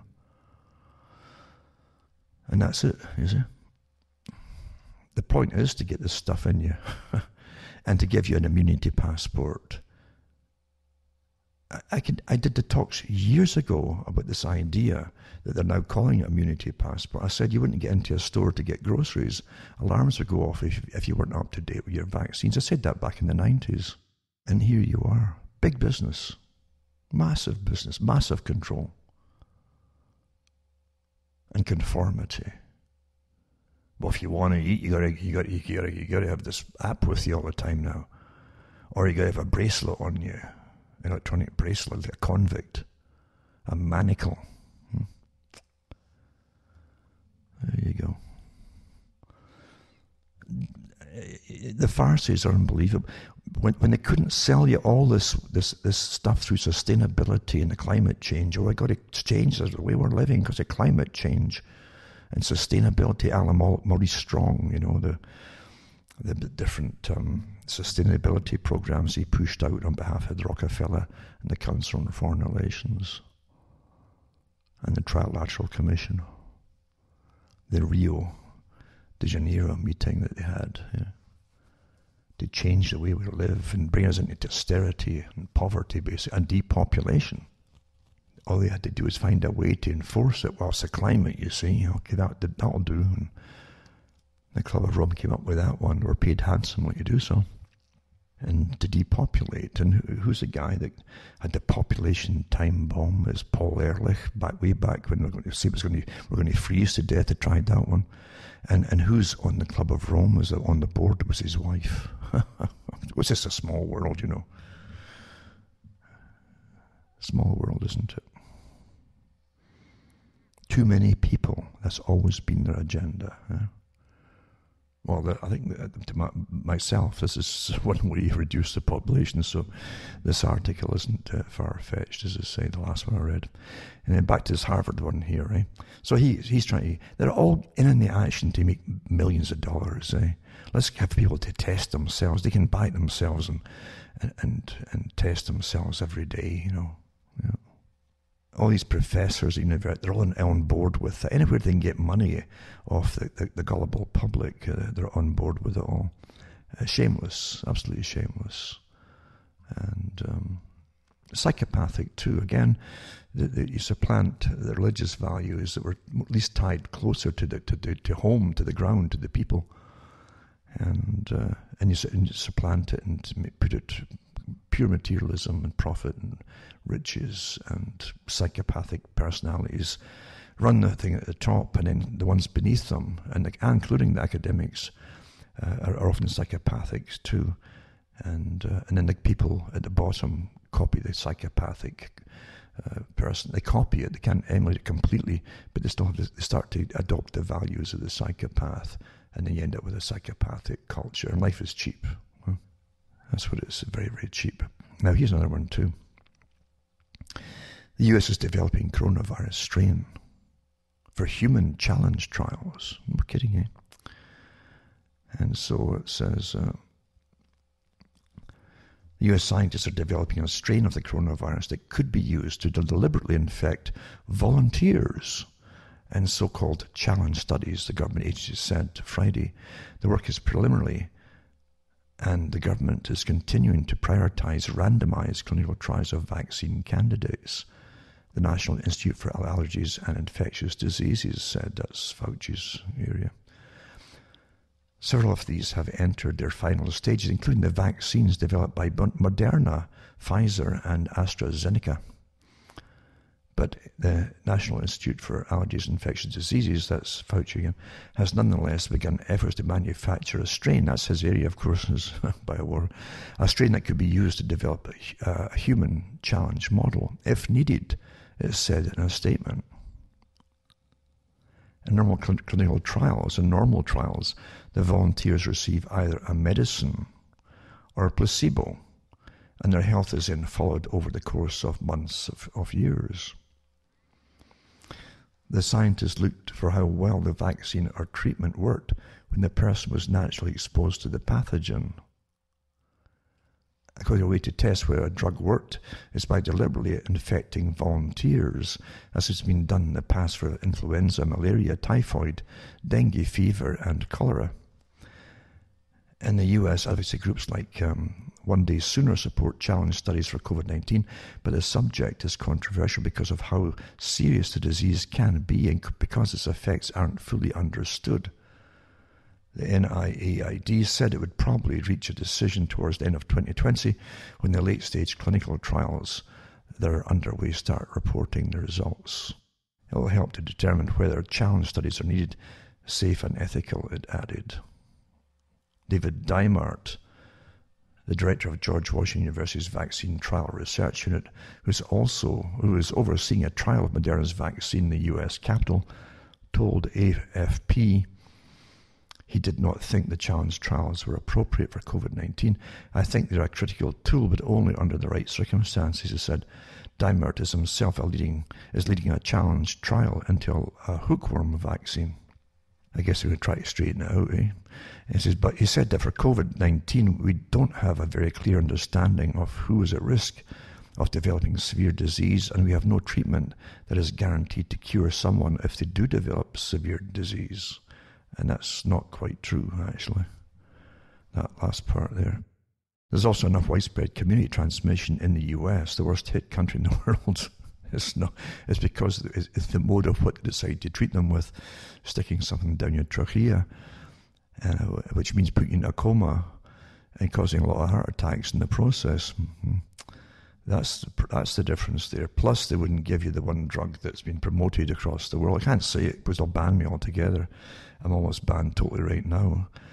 And we all know what's going on too. Of course we do. Yeah. The worst hit country with 5.3 million confirmed cases. Confirmed cases? Is that just tests? Or is that folk who've had it and got over it?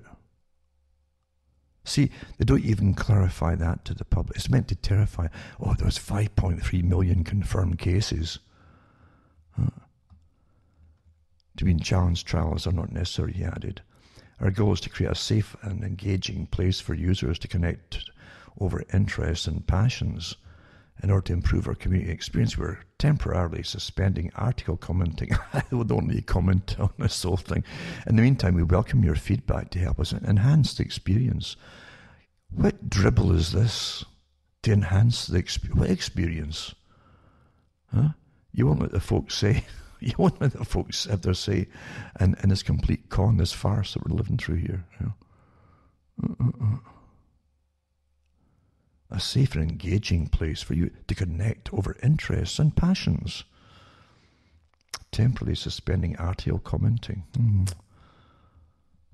We're going to want your feedback to help us enhance the experience. Oh, what dribble. Oh, hogwash. This is the kind of stuff they prattle on about these TED conferences, you know. Everything's emotive nonsense. A third of National Health Service staff in 2 hospital units were infected with coronavirus without showing symptoms, the study finds. This is in Britain again. And I'm sure they'd find it everywhere if they really looked hard enough. So the new studies highlight the number of national services who can be infected with coronavirus but be completely unaware they're at risk to their colleagues. And just like the general population don't know how to use it because they're healthy. The research by doctors at University College London hospitals found a third of the staff working in 2 maternity departments at UCLH and St. George's Hospital tested positive for the virus but had no symptoms. 1 in 6 staff who had not previously been diagnosed with the virus were tested for COVID-19 antibodies and were found to be positive for infection. See? This wording is telling you good stuff here. But it sounds confusing to the people it's meant to be. It says tested for COVID-19 antibodies. That's blood tests. And were found to be positive for infection. But how they should have worded it is, and were found to have positive having had the infection. You see how this is, everything is written to terrify people. If you had the antibodies, you fought off the infection. Of those who had the antibodies, almost 60% had neither a cough or fever, which meant they continued to work and to commute to hospital, potentially spreading the virus. Well, that's how all herd immunity happens. So here's the whole thing. Asymptomatic healthcare workers, says the university Professor Keith Neal, University of Nottingham. Asymptomatic healthcare workers with COVID-19 pose a risk of spreading the virus, depending on this personal protective equipment in use. We know many cases were acquired in hospital. So regular testing of healthcare workers is clearly warranted, he says. There you go. And I remember too, doing maybe a couple of months ago, how many folk in the National Health Service in Britain had died, and that there was definitely a strong correlation. In fact, most of them were from outside the country, in different ethnic groups. Most of them were really overweight. You should see how overweight they were, and diabetic and things like that. These were the folk in the staff, and a lot of them, by the way, that they put in there had retired years ago. If you had to look at the small print at the end to find that out, because everything is a con to exaggerate everything. Lots of them literally had died years, had been retired years ago, and then died. So I can't believe the chronology that's going on with it to terrify the public, though. Imagine putting folk in that died years after retirement and try to pretend it was all National Health Service personnel dying. Oh, I'll put up an article. It's from Germany, and it's an association of doctors now who they're calling it the Corona Extra Parliamentary Inquiry Committee, and the ACU. They say Parliament does not do it. We, the citizens, are called upon to do it ourselves. As the Corona Extra Parliamentary Inquiry Committee, we will investigate why these restrictive measures were imposed upon us in our country as part of COVID-19, why people are suffering now, and whether there is proportionality of the measures of this disease caused by the SARS-CoV-2 virus. We have serious doubts that these measures are proportionate. This needs to be examined, and since the parliaments, neither the opposition parties nor the ruling parties, which tells you a lot, you see, have not convened a committee, and it's not even planned, it's high time that we took this into our own hands. We will invite in here experts here in the Corona Speakers Group, and these are experts from all areas of life, medicine, social affairs, law, economics, and many more. And he mentions some of the doctors that are involved in this, because you can't leave it to the politicians, who are all on the take, by the way, of the big corporations that are involved to make billions of it all. And apart from that, it's a big agenda, and this is just the cover to push it all through, as we well know. Right? And I'll put this up. This is a PDF. It's about 6 pages, I think, and they go through a lot of the stuff here. Talking about the fallout from it too. This is according to an internal report from the Federal Ministry of the Interior, 90% of all necessary operations in Germany were not carried out. 90%. That's the same probably in Britain and elsewhere. which affects 2.5 million people. This report also writes that there are or will be 5,000 to 125,000 deaths resulting from these government measures. These are human beings, fellow citizens who've already died or are still dying. This report was dated May the 7th, 2020, the one they're reading from.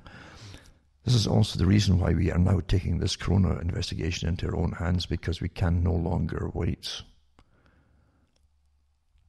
And there'll be the gross negligence of government agencies not disclosing these things, and as it seems orchestrates them, because the scientific data already shows that there is no basis for these measures. We all ask ourselves, of course, also in business, but this is mainly about human lives. Who benefits? That's a question we will try to find answers to. Who benefits? And the different doctors putting their bit forward in this PDF here. But yeah, they'll know it's the measures are getting carried out. Total lockdown, wrecking the economy, getting folk on food stamps across the planet pretty well, on rationing, and worse to come for something that doesn't nowhere near warrants it. But again, there's a big agenda, right? Also, I'll put up a link to a video. When I've mentioned before the article that came from the Rockefeller report that came out 2010, I think it was, to do with the coming innovations in science and all the rest of it, where they talk about a pandemic breaking out. But I'll put up a PDF where a person at the time, I think 2012 maybe, or about then or something, not quite certain, but he put it, here as a documentary he was on, talking about this, and they're calling it lockstep. And this is what they had in the Rockefeller report on how they would manage it, right? Listen to this. It was 2012 it was, yeah. Or 10, I think they put out the article out. So, and it says, in 2012, the pandemic that the world had been, the right is so it had happened, you see, from the Rockefeller report with all the folk on board. They now are called bioethicists. And they put out another report out recently, how they were going to manage it all inside America, the bioethics, and right down to who would live and die, eh?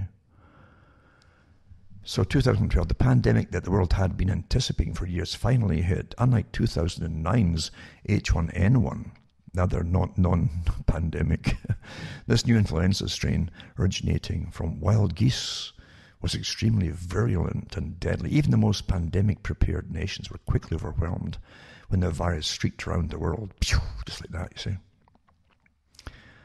And it cooked your goose. The United States' initial policy of strongly discouraging citizens from flying proved deadly in its leniency, accelerating the spread of the virus not just within the US, but across borders. However, a few countries did fare better, China in particular.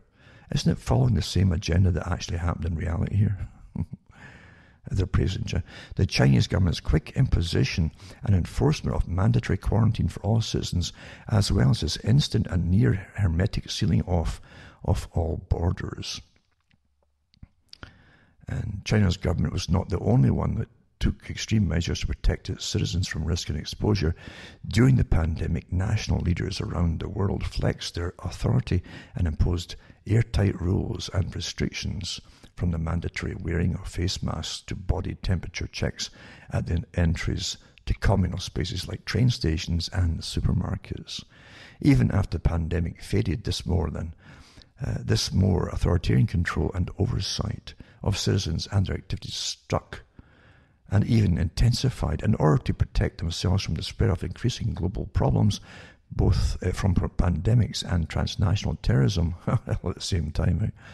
To environmental crises and rising poverty, leaders around the world took a firmer grip on power. There you go.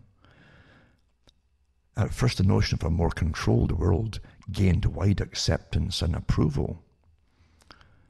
Now remember, this is what they said could happen in a pandemic when it broke out back then, years ago. And they're writing in the past tense, like a story. So citizens widely gave up some of their sovereignty and their privacy to more paternalistic states. paternalistic, in exchange for greater safety and stability. There you go, safety and stability. Yeah. Do you remember 9/11 happened? They went around the streets, you know, with their microphones in their hands to get a common meme out to the public, you know. Would you give up your rights and freedoms for security and safety? Yeah. So here's this article here again, right? Give up different sovereignty and privacy, it says, to more paternalistic states in exchange for greater safety and stability. Citizens were more tolerant and even eager for top-down direction and oversight, and national leaders had more latitude to impose order in the ways they saw fit.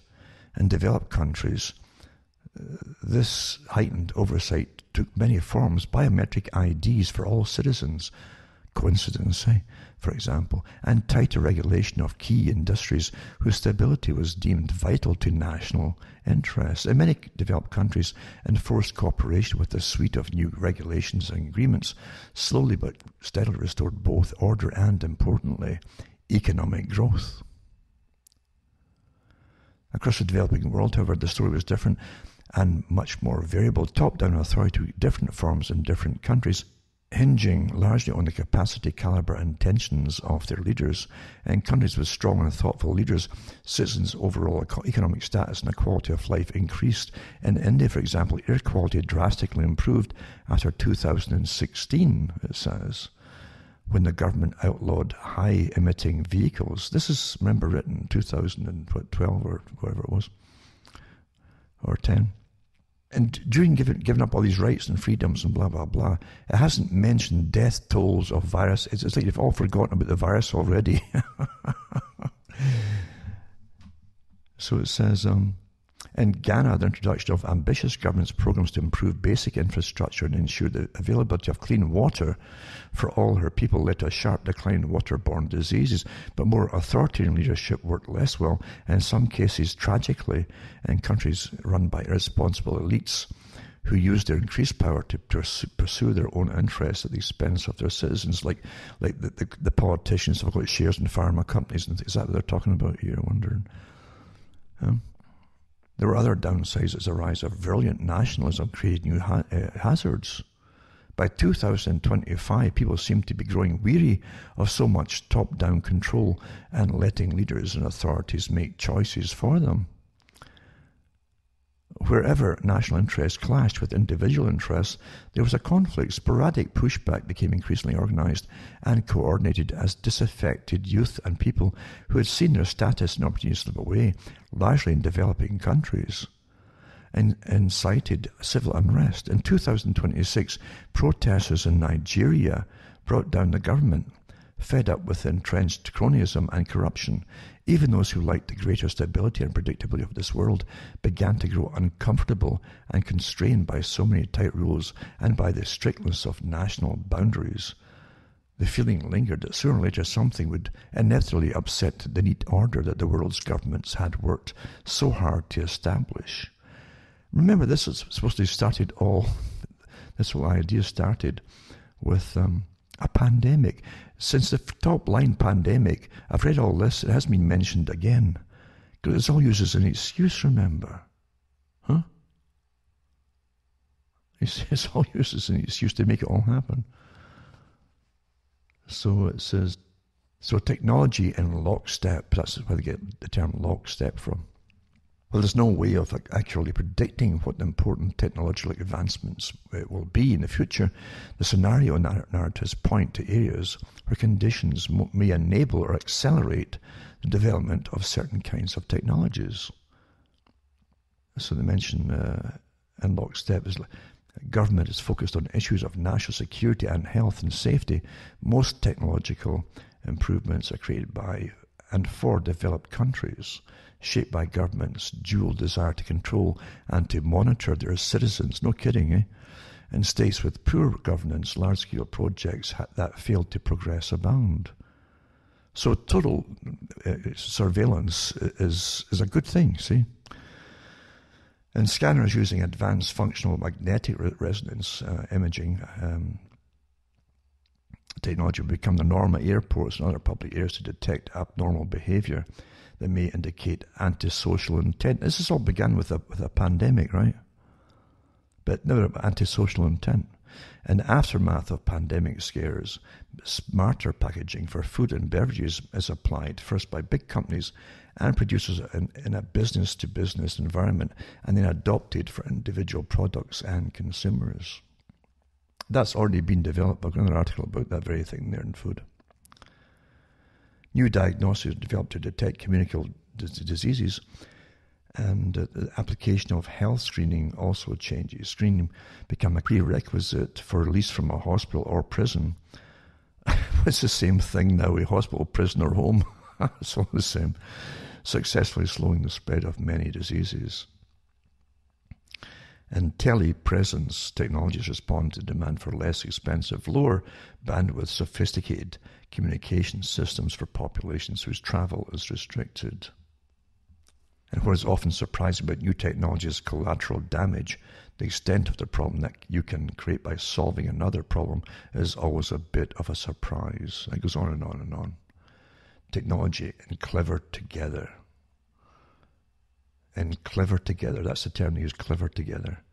Strong global cooperation on a range of issues drives technological breakthroughs that combat disease, climate change, and energy shortages. Trade and foreign direct investment spread technologies in all directions and make products cheaper for people in the developing world, thereby widening access to a range of technologies.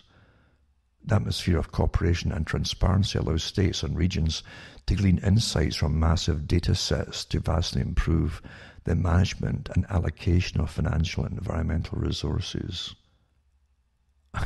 Intelligent electricity, water and distribution, again it's all technocracy, and transportation systems developed in urban areas.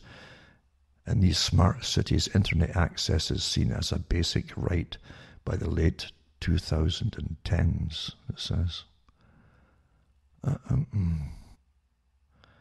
Advances in low-cost, mind-controlled prosthetics aid the 80% of global amputees who live in developing countries.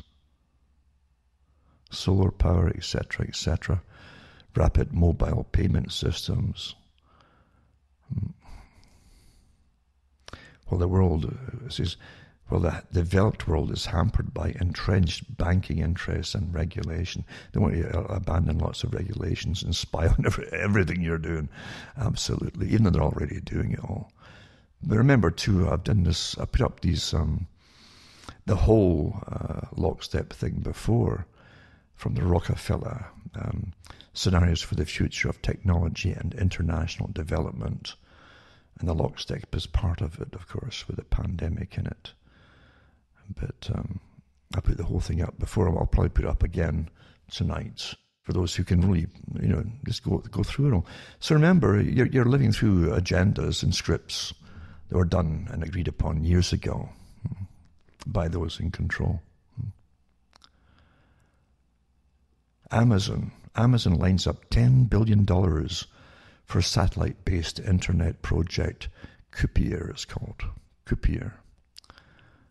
And so they're getting serious about space business, coming shortly after Amazon Web Services' announcement last month to set up a new business unit dedicated to accelerating innovation in the global aerospace and satellite industry.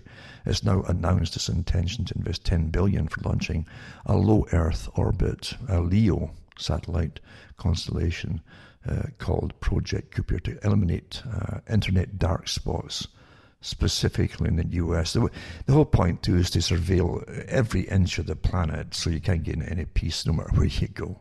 That's part of it too, of course it is. They'll tie it in with the 5G, etc.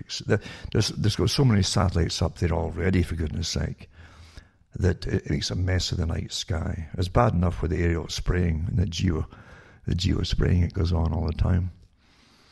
Engineering, the geoengineering as they call it.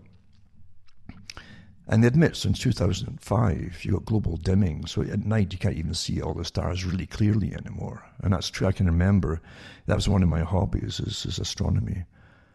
And I used to love looking at the winter sky, far away from light pollution from cities and so on. But now, you see the brightest stars, the rest of them are just this, it's never really clear anymore because the geoengineering has been going on.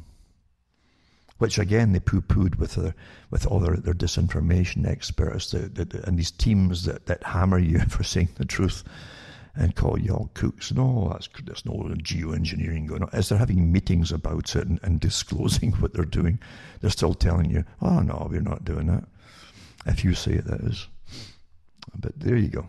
So anyway, it says Bezos versus Musk, with the pretense that they're all in competition with each other, of course. For those who haven't figured that out yet, remember. It's quite something. But I'll put this link up too for those that want to peruse it, if you can handle it. More surveillance. You know, though, it's with the strings of satellites we've been putting up recently by the characters that we're supposed to believe are just geniuses. They're front people for big, huge businesses, naturally. And some of them even have their grandparents as grandparents were technocrats for some of them. Real technocrats, like they ran the system before they were kicked out to the countries. But that's just coincidence too, isn't it? But then again, you go back into Donald Trump and then Epstein, a whole lot of them. Everyone is blackmailable at the top. That also came out during that documentary put out by Millie Weaver's group, or whoever group they are, and the Torah woman that posted it. As I say, take it with a pinch of salt, or however you want to take it, but the fact is that the data inside it is factual. How you couldn't believe how many agencies, governmental and private, are all working together with all of your data. Stuff you have no idea they have on you. Things that you don't even know yourself, things you've even forgotten. They've got everything on you. And you help them along the way, mind you, by using all the electronic media you can possibly this, but I'll put like Facebook and so on. Just incredible, you know. It really is incredible. But yeah, when you start covering the sky with these strings of satellites that they've been shoving up for the last few years there, it spoils it all. It really does spoil it all. And again, that's the price of progress. You got to just accept it and let your masters do what you want. Well, wait a minute here. Who says that these are our masters, and who says that they have the right to just spoil all the beauty that's in the heavens, for goodness sake? As I say, it was so beautiful to watch the heavens before they did the geoengineering and caused what the NASA now calls global dimming, officially, and spoiling the night sky. It's but the one escape you could really have away from all the man-made fiction that they deluge you with, trying to get you to that's your little tranquilizer to get away from all. But to look into the night sky it was a holy experience. It truly was, absolutely, until they caused the global dimming, and now you got strings of the same characters that are put up there as your new gods, you see. And it's their right to cover the sky with these satellites. There you go. There's democracy in action, And just like the idea with vaccinations, as I say, Trump signed a deal with Moderna and Bill Gates and Gavi and the whole group, $1.5 billion or something, just to one of the companies, and probably billions more to another.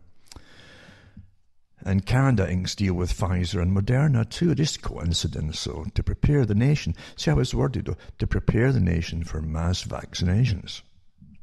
There you are. Like it's a done deal? No, it isn't a done deal, They can make as many vaccinations as they want, but before, you see, when it happened with the H1N1 back in 2009 and the swine flus before, they ended up dumping millions of them because folk didn't want them because they were so unsafe from what came out from the side effects. It's luckily that the information spread quick enough and it was stopped, but here they go. Canada recently announced that they signed a deal with Pfizer and Moderna to secure millions of doses of coronavirus vaccine when it's ready.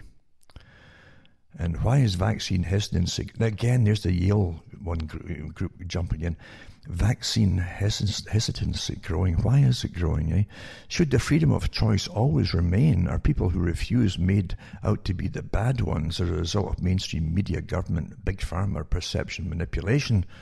What happened? The Canadian government has inked a new deal with pharmaceutical giants Pfizer to secure tens of millions of doses of the new coronavirus vaccine in 2021, which is still currently in the developmental stages. Procurement Minister Anita Anand recently made the announcement after Pfizer tweeted news of the new deal, stating that we are increasingly focused on the next stage of a recovery, including preparing Canada for mass vaccinations. Really? A private corporation is going to get us ready for a recovery. So it comes shortly after the US government gave more than $1 billion to Bill Gates' vaccine alliance called Gavi, which was co-founded by Bill and Melinda Gates. President Trump also signed a deal with Pfizer for 100 million doses of the COVID-19 vaccine. And it gives you the links to the other stories about it on this one site. Survey results released on Tuesday from the non-profit Angus Reid Institute found half of Canadians say that they have no reservations and are ready to get a COVID-19 vaccination as soon as it's available, but 32%, roughly a third of the respondents, say they're likely to wait a while. It takes away, but look, you can't even believe statistics because they use statistics to lie to the public. That's how they did these polls. When they came out with the Gallup poll and Angus Reid poll a long time ago, it was not to give you a truth, it's to try to sway the people by going with the majority. That's how people do it. They do, oh, well, if the 70-odd% say, maybe I should just go with that. That's how it works. It's made-up nonsense to sway opinions, polls. So a lot of them say they're likely to wait. Another 40% don't want to get a vaccine at all. It's bigger than 14%, believe you me.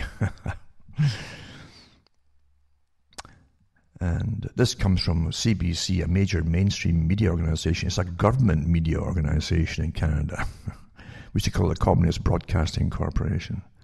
So I do have a hard time trusting these numbers, and personally feel the number of those who don't desire the vaccine may be much greater than 50%. Blah, blah, blah. And of course the mainstream media are all in bed with the other corporations and with the government too. And Edward Snowden is true enough. He just put out an article not long ago. Said governments around the world are exploiting the pandemic to monitor us like never before. He and many others have been pointing out how society is moving fast towards an authoritarian type of existence, exactly like that lockstep from the Rockefeller article 2010.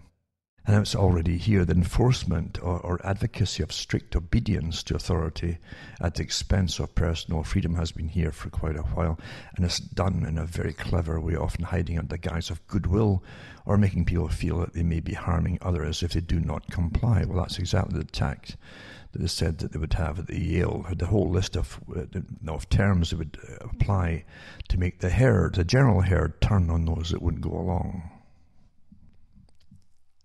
I'll put these articles up for those that want to, again, continue to at least keep their minds active. You keep your mind active regardless. I might even put up the article again too. It was a talk. You can actually see it on YouTube, I think it is. It's a talk it was done at the EU, for the European Commission group that runs the Parliament. And these are all these characters who literally are all humanists and all applaud each other. And I mean humanists, secular humanists, and real communists in a sense, because true communism and socialism is fascism. Again, they want instant obedience. That's why I look at Russia, at present-day China. I say, you can come on here. This is the advanced kind of communism here, where the folk jump and they do what they're told, or else. There's no complaints department there. Here we have complaints department. It's just that it doesn't go anywhere. But again, most folk never really quite figure it out, do they? They can't figure things out. Vaccine hesitancy. Like it's normal to allow foreign objects and even dead material and even fetal tissue to be injected into your body. Why would it cause hesitancy, for goodness sake, eh? Especially when you read so many of the folk who the trial vaccinations, which is not the strong dose yet, eh? They'll still alter it again, right, and again and again. They're already, a lot of them will end up in the hospitals. Well, that inspires confidence. Why would you be hesitant, eh? Don't you want to feel sick and nauseated and have a nasty reaction, maybe seizures and paralysis, and end up in a hospital? Why wouldn't you want that? Goodness sake. You don't want your tissue in your lungs to be permanently altered, genetically altered, remade genetically. You're just against progress, eh? Now, in this documentary called In Vax We Trust, you'll hear these technocrats. They really run the Commission, the European Commission, the specialist areas, as they say, talking about ways to get the public to go along with things and their propaganda, in other words.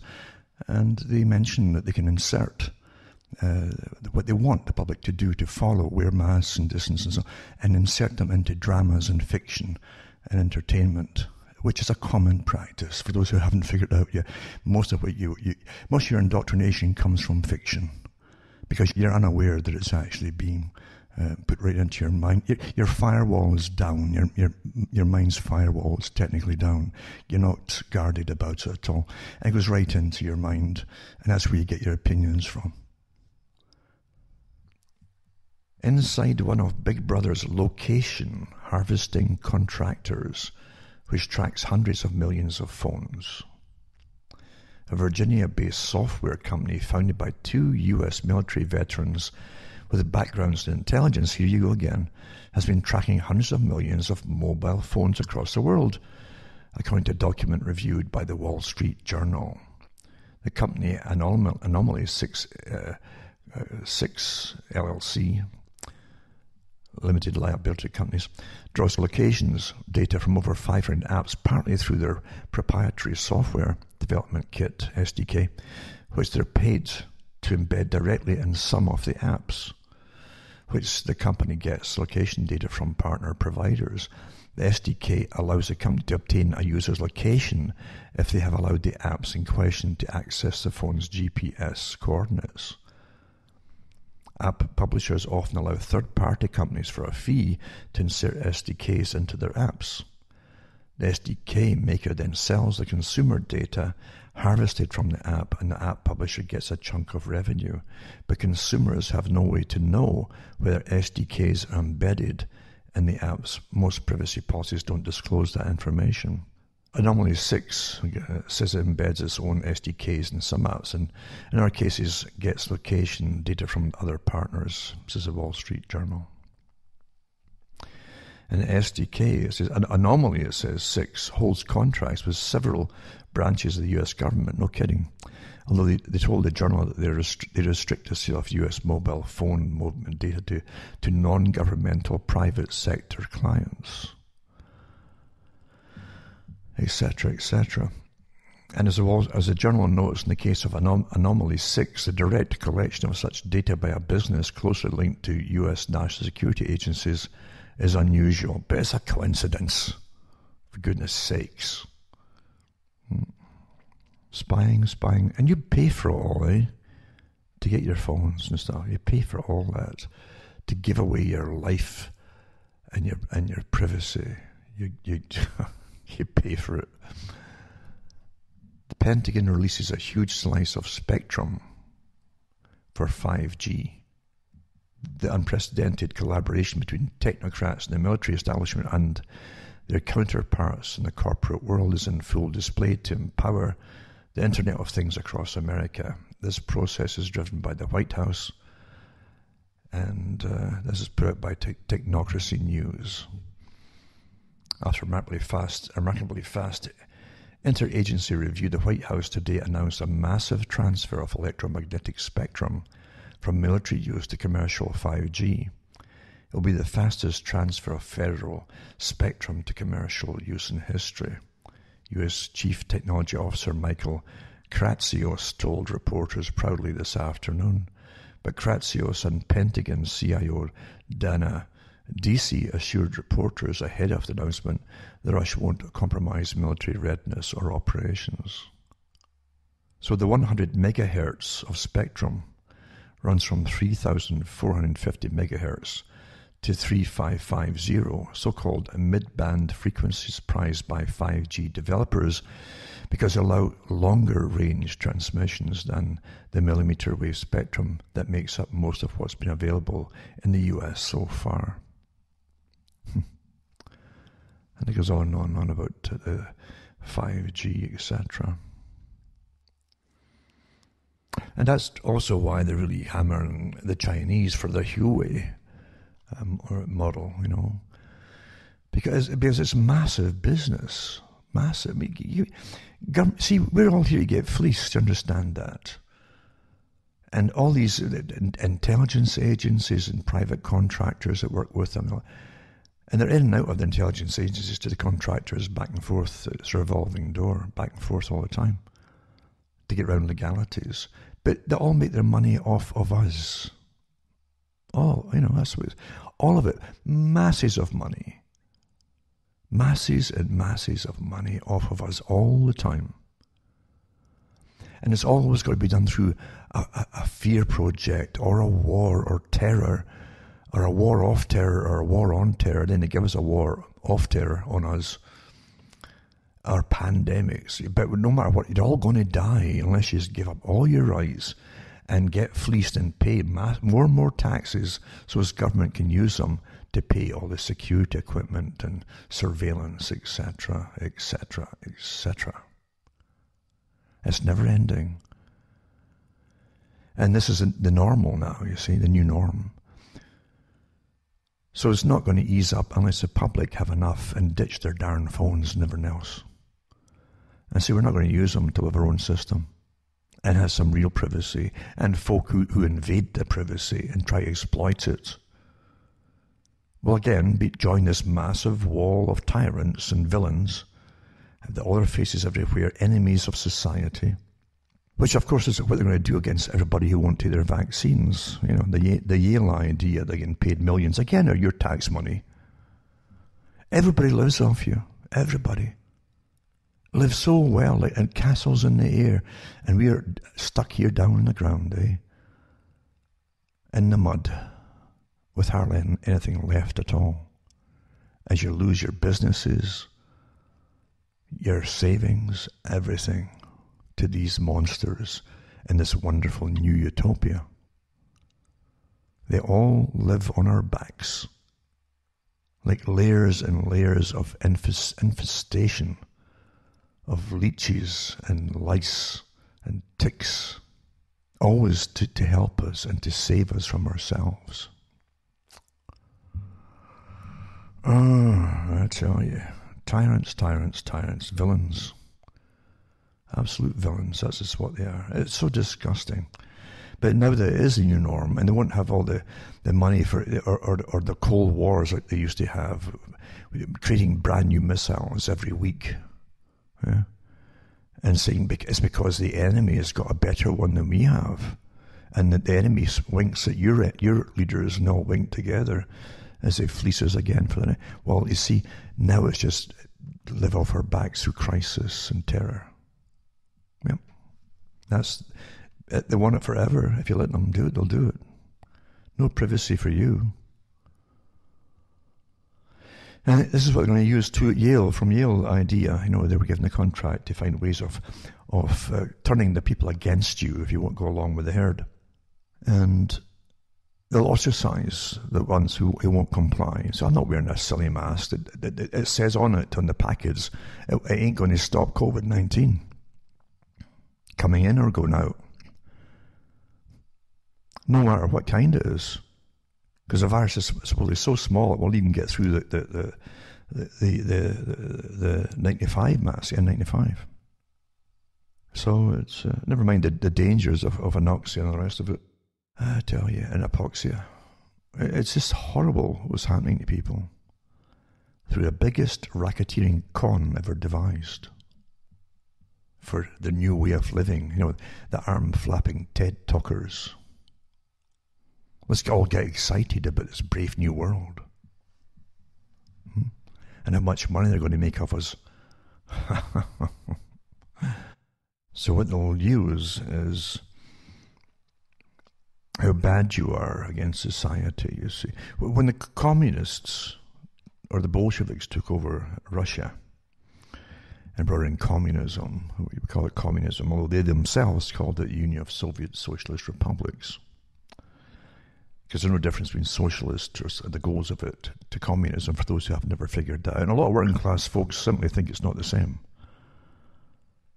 But again, you can go into the writings of and the sayings and even the documents that were documentaries that were put out by guys like George Bernard Shaw, who said those who follow us are in for a fright. He said, when they think they're going to get more money to bring home to their families, like the men. And he says, no.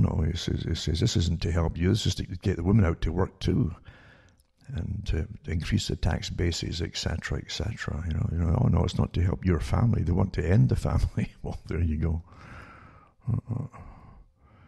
But when the Bolsheviks took over, they immediately turned on the opposition. You see, as counter-revolutionaries. So they're the revolutionaries, and anyone who wants to keep the old system going is called a counter-revolutionary. So you have to eliminate and slaughter all the counter-revolutionaries, even for thinking it, you see. And that's what always happens, but by the tyrants. They always have to paint their target, the dissidents in their population, with a nasty term that becomes more solidified as time goes on, just by repetition. And sometimes they'll put little, yellow stars on you to make you stand out, so they always know who you are. And of course, with the COVID idea that they want to give you bracelets if you won't even take a cell phone app, etc. You wear a manacle around your ankle, around your wrist, and you can't move more than 200 feet from your home, apparently, without it sending off a signal. And this is what your health, so-called leaders. I don't have a leader. I don't believe in leaders. When it comes to health, I've got a good idea what health is myself. And I will not go by tyrants who advocate technology to stigmatize people who have a mind of their own and who are not endangering anybody in an age where in a time which is this COVID idea, there's nothing new about it really at all when it comes to supposed deadliness. It's not as deadly as they're making out at all. And if they stop sticking the ventilators down the tracheas of people in hospital as a form of routine here, they wouldn't have the death rate happening from it. And again, too, they're putting everybody down in their 80s. Most were in their 80s and 90s who are dying of it. And they're dying already, you see. It's not of it. They're dying alongside it. They probably don't have any symptoms from the COVID themselves, even though they'll test positive. It's their kidneys they're packing in, and their heart packs in, etc. Because that's what happens when we get old. But facts don't matter when you're padding the numbers for a big agenda. But they'll stigmatize people again. It won't be counter-revolutionaries. What they'll call you is the next step. You're an enemy of the people. And that's what's coming from Yale. That's the next step. You're an enemy of the people. You're going to make folks sick. Whereas the reality is, if they all take the vaccinations, then they're safe, aren't they? So why are they bored about you? You'd only be harming yourself then when the rest of them all take the vaccination. The facts don't matter, folks. It doesn't matter. Really. And it's a multi-billion-dollar fantastic scheme for profits annually. Because, you see, they're not going to get rid of it. Just like they could never get rid of the flus either. And so they want annual vaccinations, you see. This is a great... You can imagine the guys selling the sales pitch to the investors in this, Roll up, a sure winner here. The governments are going to mandate you to vaccinate their populations mandatorily every year. Roll up, invest here. Ah, dear, dear, dear, dear, dear. Now, for those who've suffered me this far, I'll just mention once again, very briefly, to go into cuttingthroughthematrix.com and get the books and discs I sell there, or donate, straightforward donations, and help me tick along. Cuttingthroughthematrix.com. Awfully important, folks, because as I say, I'm not selling anything else. I'm not even selling you good news here. I'm just selling you the facts. And I'd tell you them for free anyway. It doesn't make any difference. The facts are the facts. Most folk who can't handle the facts, well, you don't force them to. Don't try to force them to. But some folk need to know the facts for their own peace of mind. It's more important you have your peace of mind than be terrified all along. In fact, the more facts you know, the less afraid you become when you realise the scam. It's like the boy who shouts out when they're all praising the king for his fantastic new costumery in a parade. And the boy shouts out, but he's naked. The king has no clothes. That's what COVID is, folks. And when you realise what's going on here, never mind, again, in the lockstep, back 2010 it was brought out by the Rockefellers, the whole agenda for this pandemic and how they would react, etc. That isn't fiction, folks. This is what's been planned years ago by those who use the think tanks to help plan the future and implement the future for themselves, always on top. See, that is the way of this democracy, as they call it, is the same corporations that plundered and took over long ago, long ago, or eliminated the last bit of freedoms that folk had to take over the complete system. That's the normal now, and they plan their future way off into the distance, you see. Big business plan, long-range business plan. We plan to make so many, this is what they do with these big business meetings. Here's the profits that we expect to gain from this, you see, and got the government investing the taxpayers' money into a whole thing. Yada, yada, you can't lose, yada, yada, yada. And then they'll say, and now we're going to make sure they take it every year. Look at the continued returns you're going to get for your investments. This is a business plan, folks. As we get fleeced and fleeced and fleeced, I could say other nasty words, actually, a lot more, but I won't. But you know what we're getting. You do know what we're getting.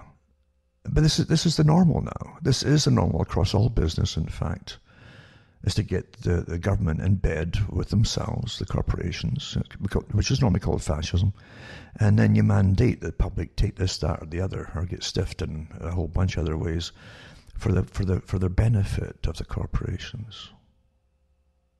And the corporations are awfully happy to back financially again the politicians who run for office, or bring them into the fold of private business when they come out of it. This is a revolving door for them all. You're living in fascism, real fascism. And that's a long-range business plan to keep it going for as long as you can possibly do it. Returns and returns and returns on their investments, big returns, using the public and law to mandate everything on the public. That's fascism, for those who haven't figured it out. Now, as small businesses go belly up, naturally, that's the intention of a lot of this, is to eliminate all small businesses and leave only the massive chains. It's strange, it's like an echo of Maggie Thatcher's talks in the 1980s, early 80s, where she talked about the future would be the end of small businesses and the big conglomerates would be the ones that would come through. And you're hearing the same thing again, and he's in an article here from Forbes, and it says, this artificial intelligence camera can help restaurants show that their food is safe from coronavirus. Listen to the spiel here. Eh? It's going to make it, this food is safe. It doesn't tell you that at all. It's just that everybody involved in electronics and artificial is plundering everything else that's not involved with it, but telling you need it. Huh? So they give you the spiel again. Walking to Emil's, the chief Kevin Tien's restaurant in Capital, his Hill neighborhood of Washington, D.C. You'll find yourself alone One customer is allowed in at a time, an employee there to greet you wearing a mask and gloves. That's really friendly. You talk about the frozen rosé they've made with your ice cream machine before he hands over your order pristine white paper bag, demonstrating that these safeguards help customers trust that their food is safe from coronavirus. And I read an article similar about this, talking about how even in the restaurant business, they're taking it over. And everything goes up in price, right? Everything goes up and up and up with all these, the same guys that worked, they weaseled their way into the hospitals to manage hospitals better and plundered them like the NHS in Britain. Same characters are involved in all businesses now, right? You need us, you know. We're experts in technology. Eh?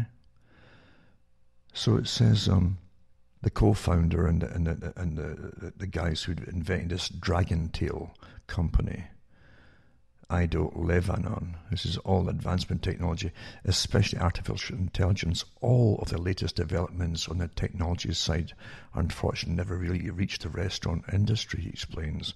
He and his co-founders launched Dragon Tail Systems in 2013, initially with algorithms that optimized delivery efficiencies, and the other is an AI camera that was initially designed to help restaurants with quality control. About half of us are developers, mathematicians, data scientists, and half are operations people. I think half of them actually make the food. How about half of them that make the food? Eh? How about 90% of the folk that make the food, to deal with the food? Everything is superfluous as they graft themselves on to scam the public. Eh? So it says here that the company's artificial technology can be used to verify more than just the correct number of pepperoni slices. It says the camera can also detect those all-important safety measures. Did the employee wash his hands? Did they clean the surfaces? Are they wearing gloves? Are they wearing a mask? Etc., etc. It's just more spyware, eh? That'll be the only business left eventually until their host, the ones that pay for the parasites, dies off. Eh? That's where it's all coming to. And D-Link announces launch of a screening camera to detect skin surface temperature in public places. Well, that's an old one, that one, is it not? Eh?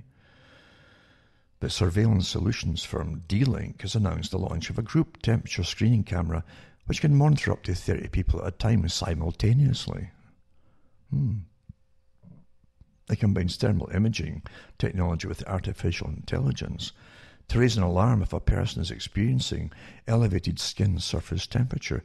It does not measure actual core body temperature, which should be further confirmed using clinical measurement devices.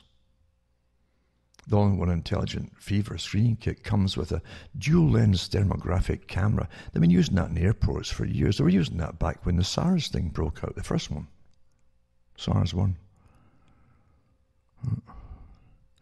Together with the full HD optical imaging sensor, the camera can create high-quality footage that overlays both thermal and optical images into one. Again, it's all sales pitches, eh? Everything's a sales pitch.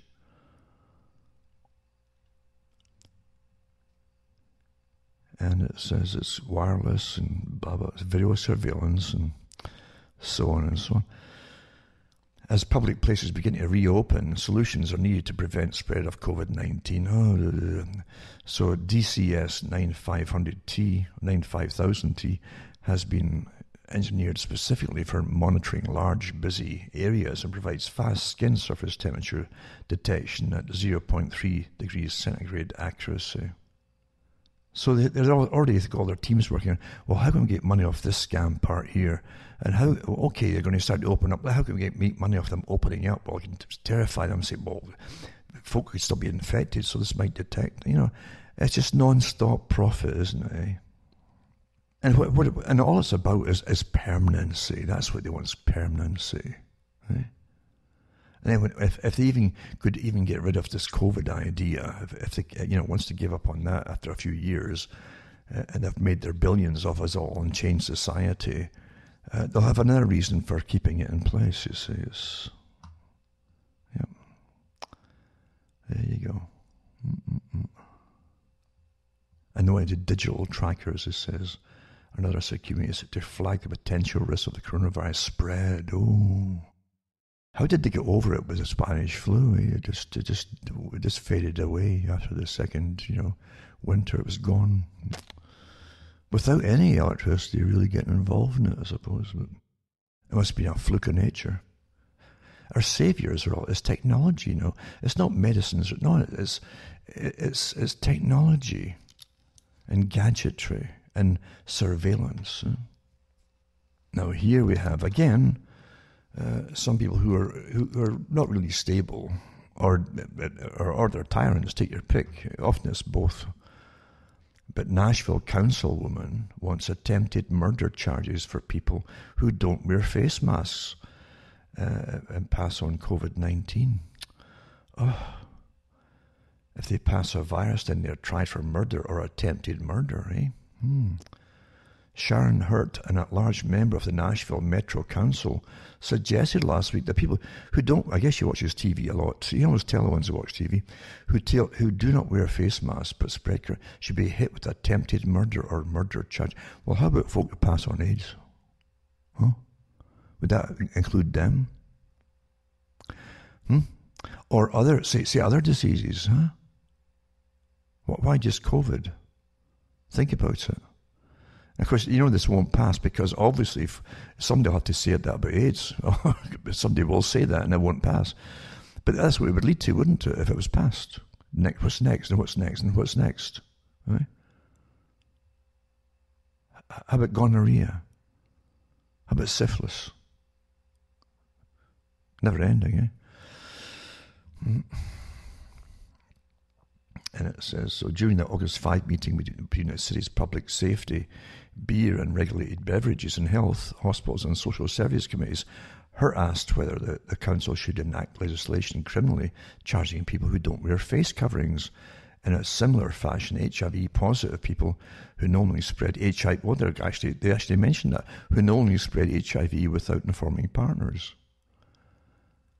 And she says, my question goes back to legislation. I don't know if Mike Jameson could be the one to answer the question, but my concern is, I work for an organization that if they pass a virus, then they are tried for murder or attempted murder if they're not told. And this person who may very well pass this virus that's out in the air because they're not wearing a mask is basically doing the same thing.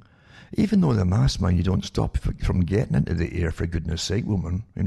This is all from from the manufacturers themselves. They have to say it on the package at the back, they sell it, or they get sued.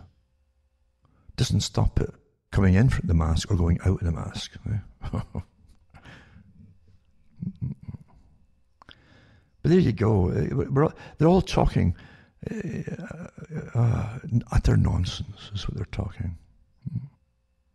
But don't be surprised if this kind of thing gets made public, and they put it into law. And again, I'll put that I mentioned before about the Australian police choke, wrestle woman to the ground for not wearing a mask. I'll put that one up too. And because you see more and more of this as they try, a lot of these articles actually are also meant to terrify. This might happen to you. You might get wrestled to the ground. They might even break your neck, or suffocate you with a stranglehold if you don't comply. It's meant to terrify you as well. But I mentioned before that Britain, all the satellites of Britain that came out of Britain or London, really, they're more totalitarian than a lot of so-called third world countries with their police. They really feel they have a real authority to do what they want as opposed to do what the law says. Mask mouth, a new term, is a seriously stinky side effect of wearing masks. People brushing their teeth way more after smelling their breath with a mask on. And so dentists are noticing it too, by the way, and calling it, actually saying that it's causing gums to retreat from the teeth, and more problems because of dental issues and because of oral hygiene is changing when you wear a mask all the time. We're seeing inflammation in people's gums that have been healthy forever and cavities in people who've never had them before, says Dr. Rob Ramondi, dentist and co-founder of One Manhattan Dental. About 50% of our patients are being impacted by this. So we decided to name it mask mouth after meth mouth. It looks like they're getting the same kind of symptoms. of the blackened teeth and so on, and brown teeth. And it says the term meth mouth is widely used by dentists to describe the dental problem that arises amongst methamphetamine users. Addicts often end up with cracked, black and brown stained teeth because the stimulant causes sugar cravings and teeth grindings and jaw clenching, and they also often neglect their oral hygiene. While mask mouth isn't quite as obvious, if left untreated, the results could be equally harmful. Gum disease or periodontal disease will eventually lead to strokes and an increased risk of heart attacks, says Mark Sclafani, a co-founder of One Manhattan Dental. He says that the stinky syndrome is triggered by face coverings, since wearing a mask increases dryness of the mouth and a build-up of bad bacteria. And people tend then, when you're wearing a mask, to breathe through your mouth instead of through the nose while wearing the mask, says Sclafani. The mouth breathing is causing the dry mouth, which leads to a decrease in saliva. And saliva fights bacteria and cleanses your teeth. And of course, when they're wearing masks too, he says that they drink less water. So, it's all chain reaction, isn't it? But again, the elite don't care. Dentists shouldn't really care. They make money, right? I mean, isn't that good for their business? And I mentioned this one too. It's peak idiocy. Wisconsin government agency mandates face mask use for virtual Zoom meetings. But it's all on the internet, right? So despite the deluge of data that continues to come in indicating the coronavirus may not be the death sentence that the mainstream media has made it out to be, the sharp overreach from those who can't help but be scared half to death from the virus continues unabated. And the latest example comes to us from the Wisconsin Department of Natural Resources, who told its employees that effective August 1st, they would have to wear a mask even for teleconferences.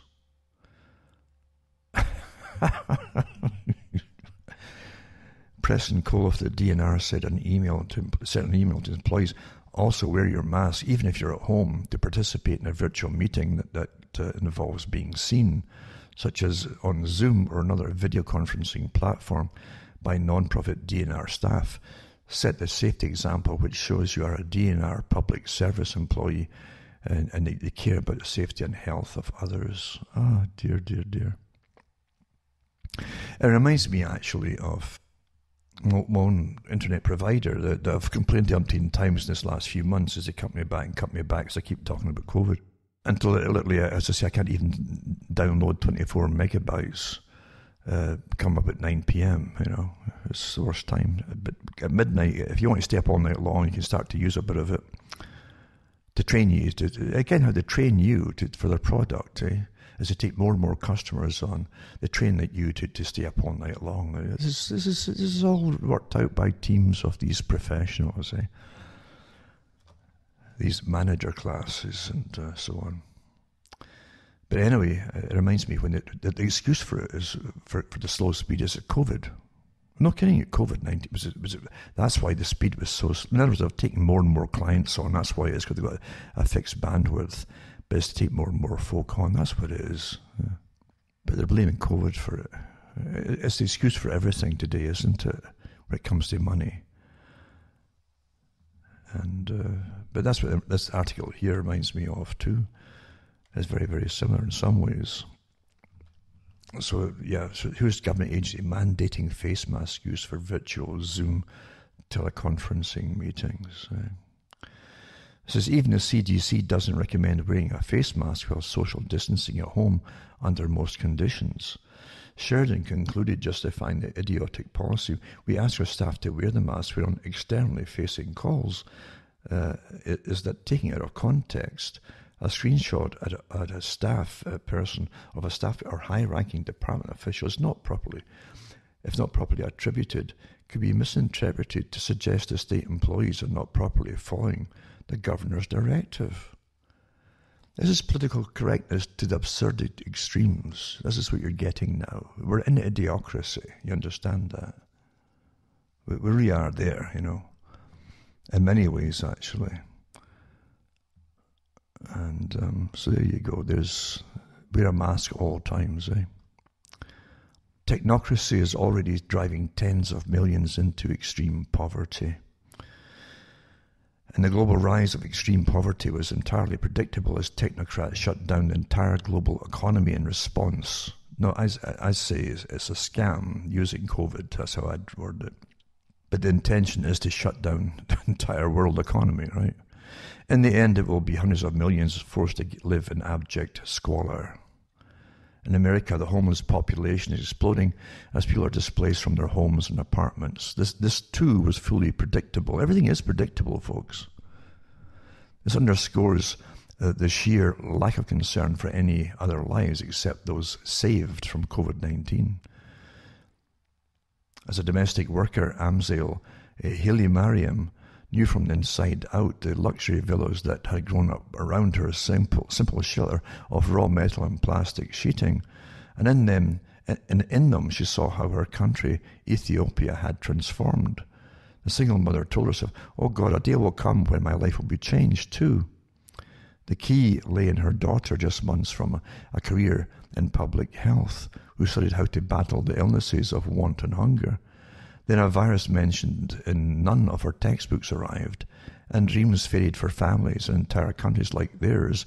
Decades of progress and one of modern history's greatest achievements, the fight against extreme poverty, are in danger of slipping away because of the COVID-19 pandemic.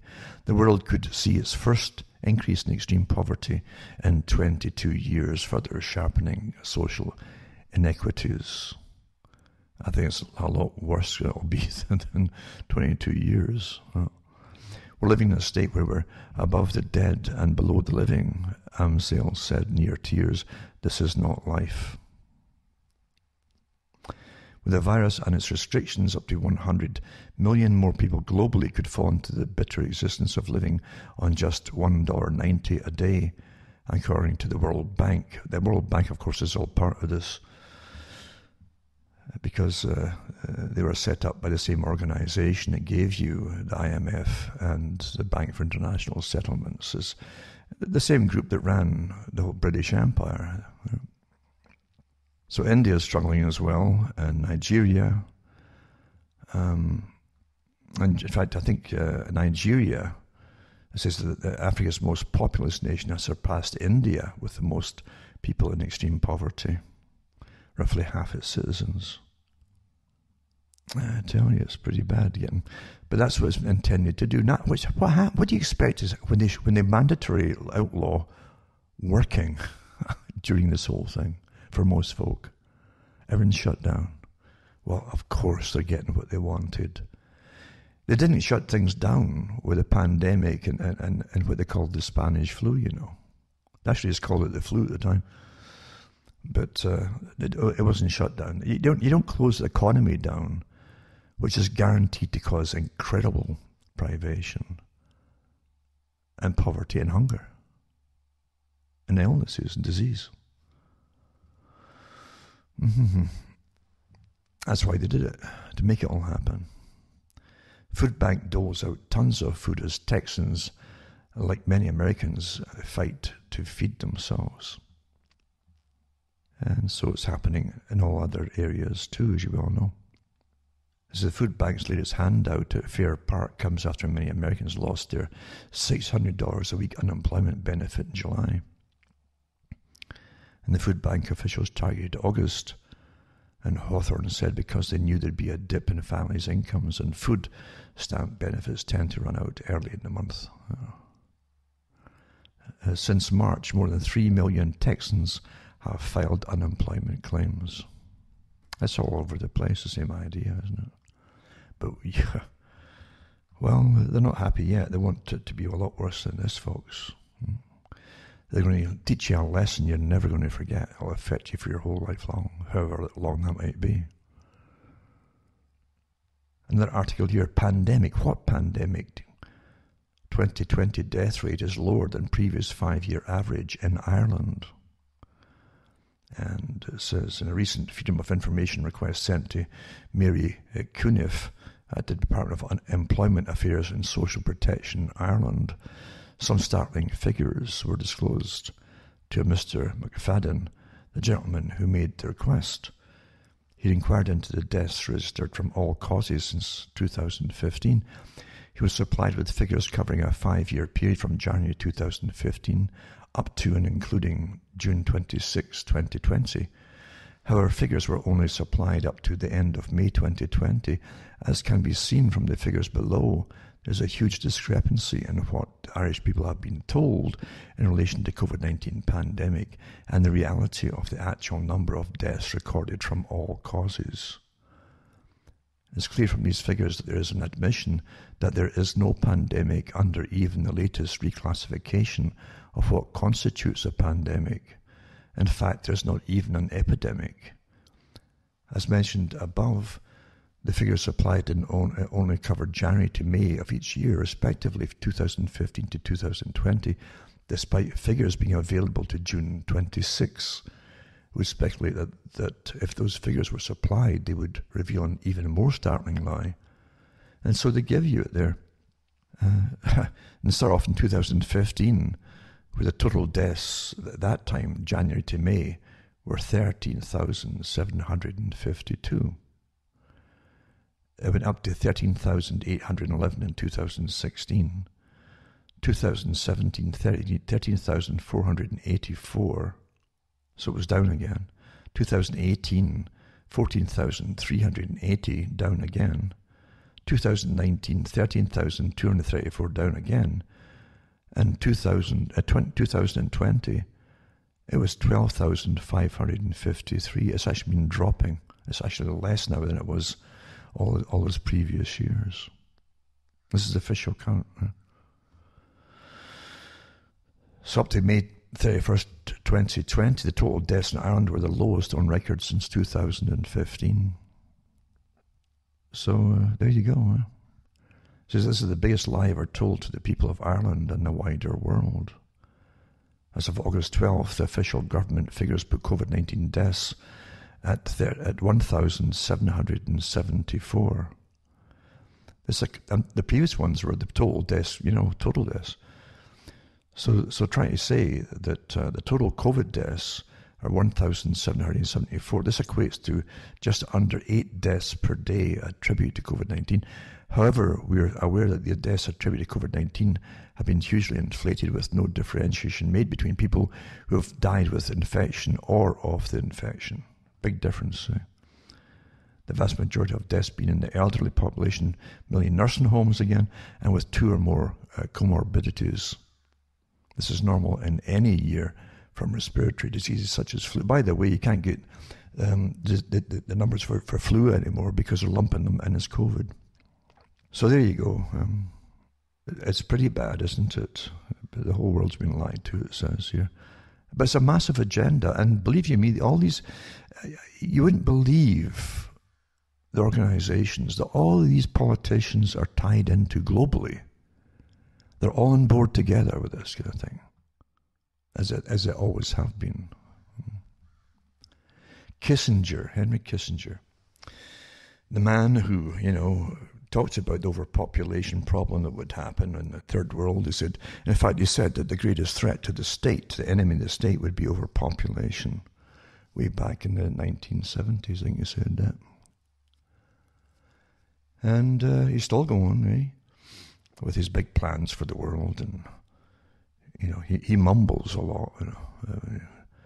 He doesn't say much, but you almost get someone to decipher it for you what he says. Figure it out. That's how he speaks. And it says a failure to establish a post-COVID New World Order could set the world on fire. Okay.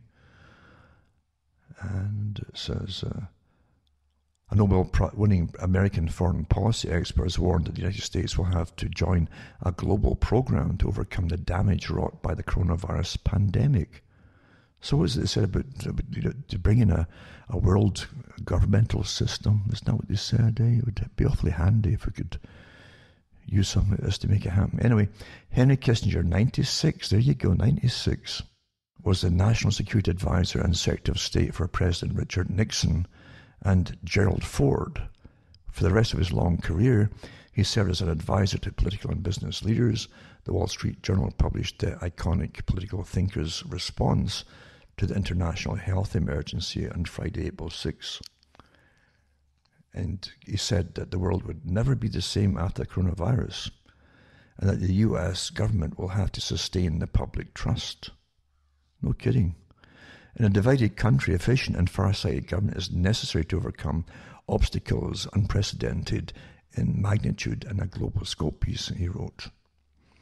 Sustaining the public trust is crucial to social solidarity, to the relation of societies with each other, and to international peace and stability. Well, maybe they stop lying to us and they might get some trust. And this is a former official stated that the current US administration has done a solid job in avoiding immediate catastrophe, but that its ultimate test is stopping the virus and maintaining public confidence in Americans' ability to govern themselves.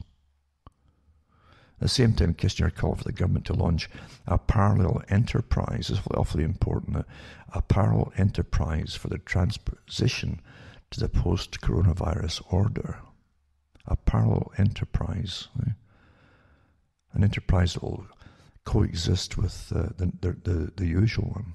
So it's an extra one, right? Coping effectively with the political and societal damage will take international collaboration, which means you're going to be forking your money out what's left of it to third world countries. Because that's the whole idea, is to bribe you. The US has been running the world order as the US sinks into the world order that it creates by funding it into existence and bribing everybody across the planet to take their people into it. That's how it's done. It's all through bribes and blackmail.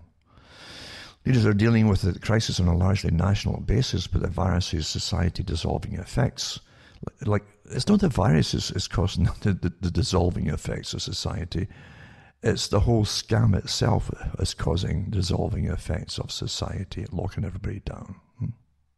Well, the assault on human health will hopefully be temporary.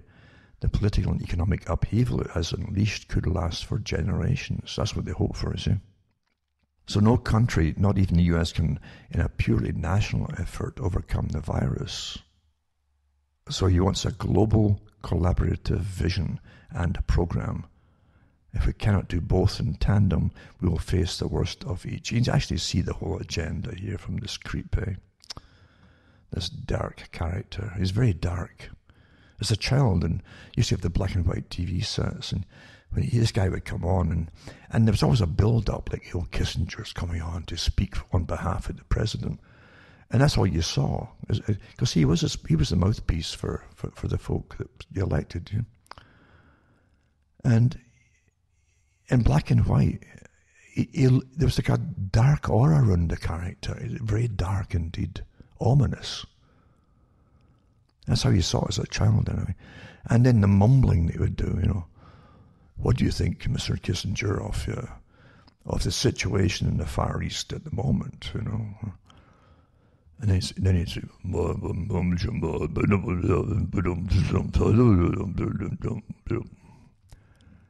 and it's like God had spoken or something, the way the folk jumped around this character. That's the way they built him up, again, like a superstar. You know? But he was a part of the big CIA agenda. They knows where they're always planning to take the world. And they use people to fight the wars for them, you know. Never realizing the whole intention is eventually to do away with you as nations. But they'll use you all in the meantime. And the last folk you'd figure out would be or doing it all are the ones that you're supposedly are the bosses of you. Kissinger, remember, is the guy who used the troops all everywhere. And Kissinger also said the great famous statement when he was asked a question about the military, the troops and so on. He says soldiers, he says, they're dumb, stupid animals who are used for foreign policy. He told you the truth, that's how he sees you. Soldiers are dumb, stupid animals who are used for foreign policy. Because you see, they're not given the truth as to why they're given simple propaganda, using their basic instincts to save the nation and go off and fight enemies. That's what they're told. But he tells you the truth. That's what he really thinks about you.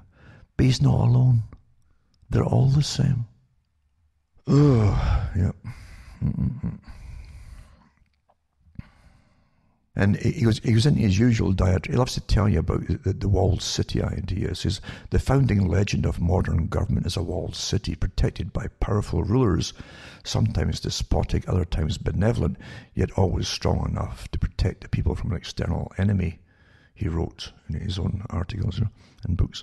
Enlightenment thinkers reframed the concept, arguing that the purpose of the legitimate state is to provide for the fundamental needs of the people's security, order, economic well-being, and justice, he continued. The pandemic has prompted an anachronism, a revival of the walled city in an age when prosperity depends on global trade and movement of people. So he goes on and on about how we have to change our values, etc., or actually sustain Enlightenment values. Well, you can't have much enlightenment if you can't afford the electricity and so the lights go off. You're in the dark once more. The Dark Ages. In a sense, what I want to bring in is at least a temporary. It could be a few years, but Dark Ages. That's what they want to bring in. It's something you'll never forget. There you go. That's from the king himself. This is a good article too. Lab-made SARS-CoV-2 genealogy through the lens of gain-of-function research by Yuri Dagin, it says here. The article says how I learned to start worrying, But he goes through this long investigation of the CoV-2 and other known strains and so on, similar strains, etc., and tries to do it logically, again using the gain-of-function and so on, and how it obviously didn't just evolve itself. We've got all the evidence too, from the moving of the coronavirus, of a coronavirus to Wuhan. We know that happened because we've got the evidence there of the US financing it to be put there, and including Fauci okaying it and so on. And then it was modified there again, and we've got the woman's name too, who worked on it, who had done similar stuff before, and altering different enzymes in it, and for gain of function, basically. Quite something, eh?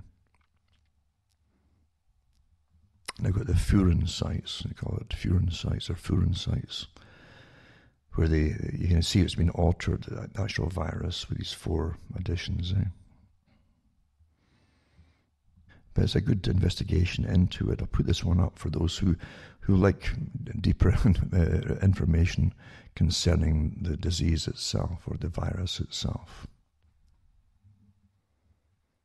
Another article I'll add today too is about propagandists that work for other nations. Often you don't know that they work for other nations. Actually, I'd say there's an awful lot of work for other nations at the moment. But this one goes into some of the history of electronic propaganda, like radio, and it even goes back to Tokyo Rose, as she was called, in World War II, and gives some of the history there. But then it goes into other characters who ended up working for an enemy at least for some period of time, and they go into the reports about John McCain, the late John McCain, who was caught as a prisoner of war and held in Vietnam. But he did turn out a lot of propaganda pieces out, put it that way, on film, broadcast to America and the world at the time too. I can remember Bill Cooper went through a lot of it 2 years ago on McCain, and he says you could never ever trust a man, never. And this article is in a similar vein to it as well. It goes into the histories of McCain and how they made him a hero when he got back, and he was on crutches at the time, but literally he had a bad name amongst the POWs who knew what he'd been up to, a lot of them. But as Bill Cooper did go through a good talk about him. This article is awfully good.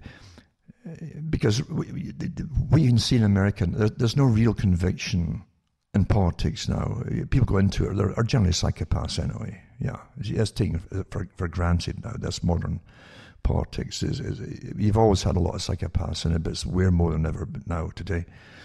And they tend to gravitate towards the opposing party that they think is going to win, because they sniff the public opinion or media opinion or the elite's opinion. And they'll all work for the elite all the time. And this one's about Kamala Harris.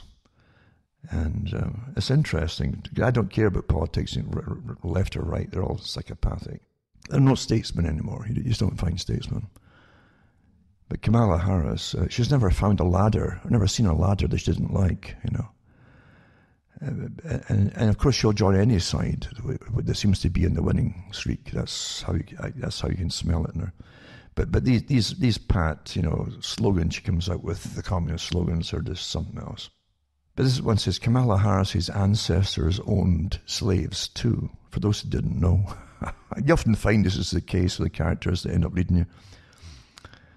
And the left wing, for instance, it's very much like too. It was, what's his name, Dawkins, who's the humanist, who's always putting out ads about against God and belief in God and so on, and again, a technocrat type character. And then you see his family crest, and it's a slave, a black slave, with a rope round him, because his family was in the slaving business, for those who don't know that. But here's Kamala Harris's ancestors owned slaves too. And it says, according to her father, Stanford University economics professor Donald Harris. He's a professor there, right? And the information was reported Wednesday by the Washington Free Beacon, citing a genealogical report written by Harris's father, Stanford University economics professor Donald.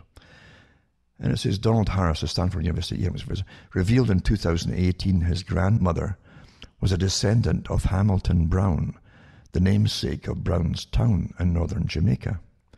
My roots go back within my lifetime to my paternal grandmother, Miss Christiana Brown, descendant of Hamilton Brown, who is on record as plantation and slave owner and founder of Brownstown, he wrote in a post for Jamaica Global.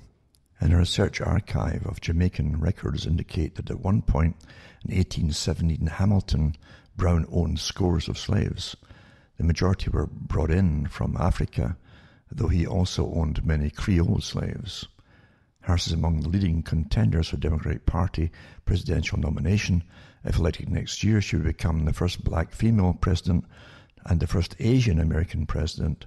She's claimed based on her mother's Indian origins. It's interesting too, because I've met quite a few from Jamaica who were in the kind of ruling elite of Jamaica.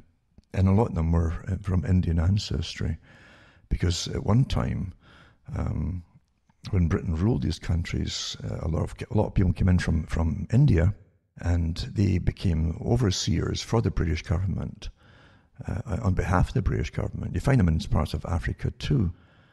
Some of them I have met in Canada who are still there, who in visit in Canada at the time. And one of the main guys, he was from Indian ancestry, very proud of it. But God, was he racist on the Jamaicans? It was incredible. So it's interesting to see this tremendous racism from overseers again, but anyway, there you go. So there you go too. NBC News reported Monday that Senate Majority Leader Mitch McConnell, who's a Republican from Kentucky, I think, was descended from slave owners as well. And but there you go. They've all been at it at some time or another. But and a lot of it, the black ones too, were slave owners though, and even in ancient Rome, there's some there. They have the big cenotaphs there and huge, cemeteries. In fact, and one of them there was to one of the most successful slave owners, who was a black guy in ancient Rome. So it's nothing new. There's no particular group got preponderance, authority as slave owners. It's been across the board, across the world. In fact, the word slave comes from Slav, and the Slavs were often some of the more chosen folk to get picked on to be slaves at one point by another certain group. awfully important. And I mentioned before the 2006 origins of the lockdown idea, right? I'll put up once again for folk. And it says that now begins the grand effort in displaying thousands of articles and news broadcasts daily, somehow to normalize the lockdown and all its destruction of the last 2 months. We didn't lock down almost the entire country in 1960 or 9 or 57 or 49 to 52, or even during 1918, but a terrifying few days in March 2020, it happened to all of us, causing an avalanche of social, cultural, and economic destruction that will ring through the ages. There was nothing normal about it all. We'll be trying to figure out what happened for decades hence. And then how did a temporary plan to preserve hospital capacity turn into 2 or 3 months, that was then, of near universal house arrest? It ended up causing worker furloughs at 256 hospitals and so on and so on. And they talk about it. Let's start with the phase of social distancing, which has mutated into forced human separation. The first I heard of it was in the 2011 movie called Contagion, which is a kind of a familiarization, predictive programming thing for the public. The first time it appeared in the New York Times was February 12, 2006, this term, right? If the avian flu goes pandemic, well, Tamiflu and vaccines are still in short supply, experts say. Tamiflu by afterwards, they made fortunes off it. I mean, in Toronto, with the SARS epidemic, they kept showing the Tamiflu. If we just had lots of Tamiflu, we'd be okay and stuff. And they told us after, months and months, or actually maybe a few years, I said it was completely ineffectual anyway. But they wouldn't tell you that at the time when they're making money off it. But anyway, it says here, social distancing, which is a new politically correct way of saying quarantine. But distancing also encompasses less dramatic measures like wearing a face mask, staying out of elevators, and the elbow bump. Such stratagems, the experts say, will rewrite the ways we interact, at least during the weeks when the waves of influenza are washing over us. And then they go through different things with George Bush and so on, what happened with him. But here's how it happened with the 6-foot idea, 6-foot spacing, the 2-meter idea. It says, 14 years ago, 2 federal government doctors, Richard Hatchett and Carter Mitcher, maybe Meeker, but it's Mitcher, I'll say Mitcher, met with a colleague at a burger joint in suburban Washington for a final review of a proposal they knew would be treated like a piñata, telling Americans to stay home from work and school the next time the country was hit by a deadly pandemic. When they presented their plan not long after, it was met with skepticism and a degree of ridicule by senior officials who, like others in the US, had grown accustomed to relying on the pharmaceutical industry with its ever-growing array of new treatments to confront evolving health challenges. Dr. Hatchett and Mitcher were proposing instead that Americans in some places might have to turn back to an approach self-isolation first widely employed in the Middle Ages.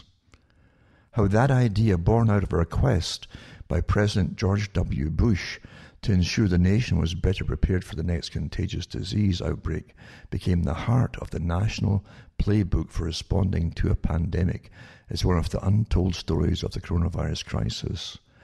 It required the key proponents, Dr. Mitcher, Department of Veterans Affairs physician, and Dr. Hatchett, an oncologist turned White House advisor, to overcome intense initial opposition. It brought their work together with that of a Defense Department team assigned to a similar task. So the Defense Department's behind all this.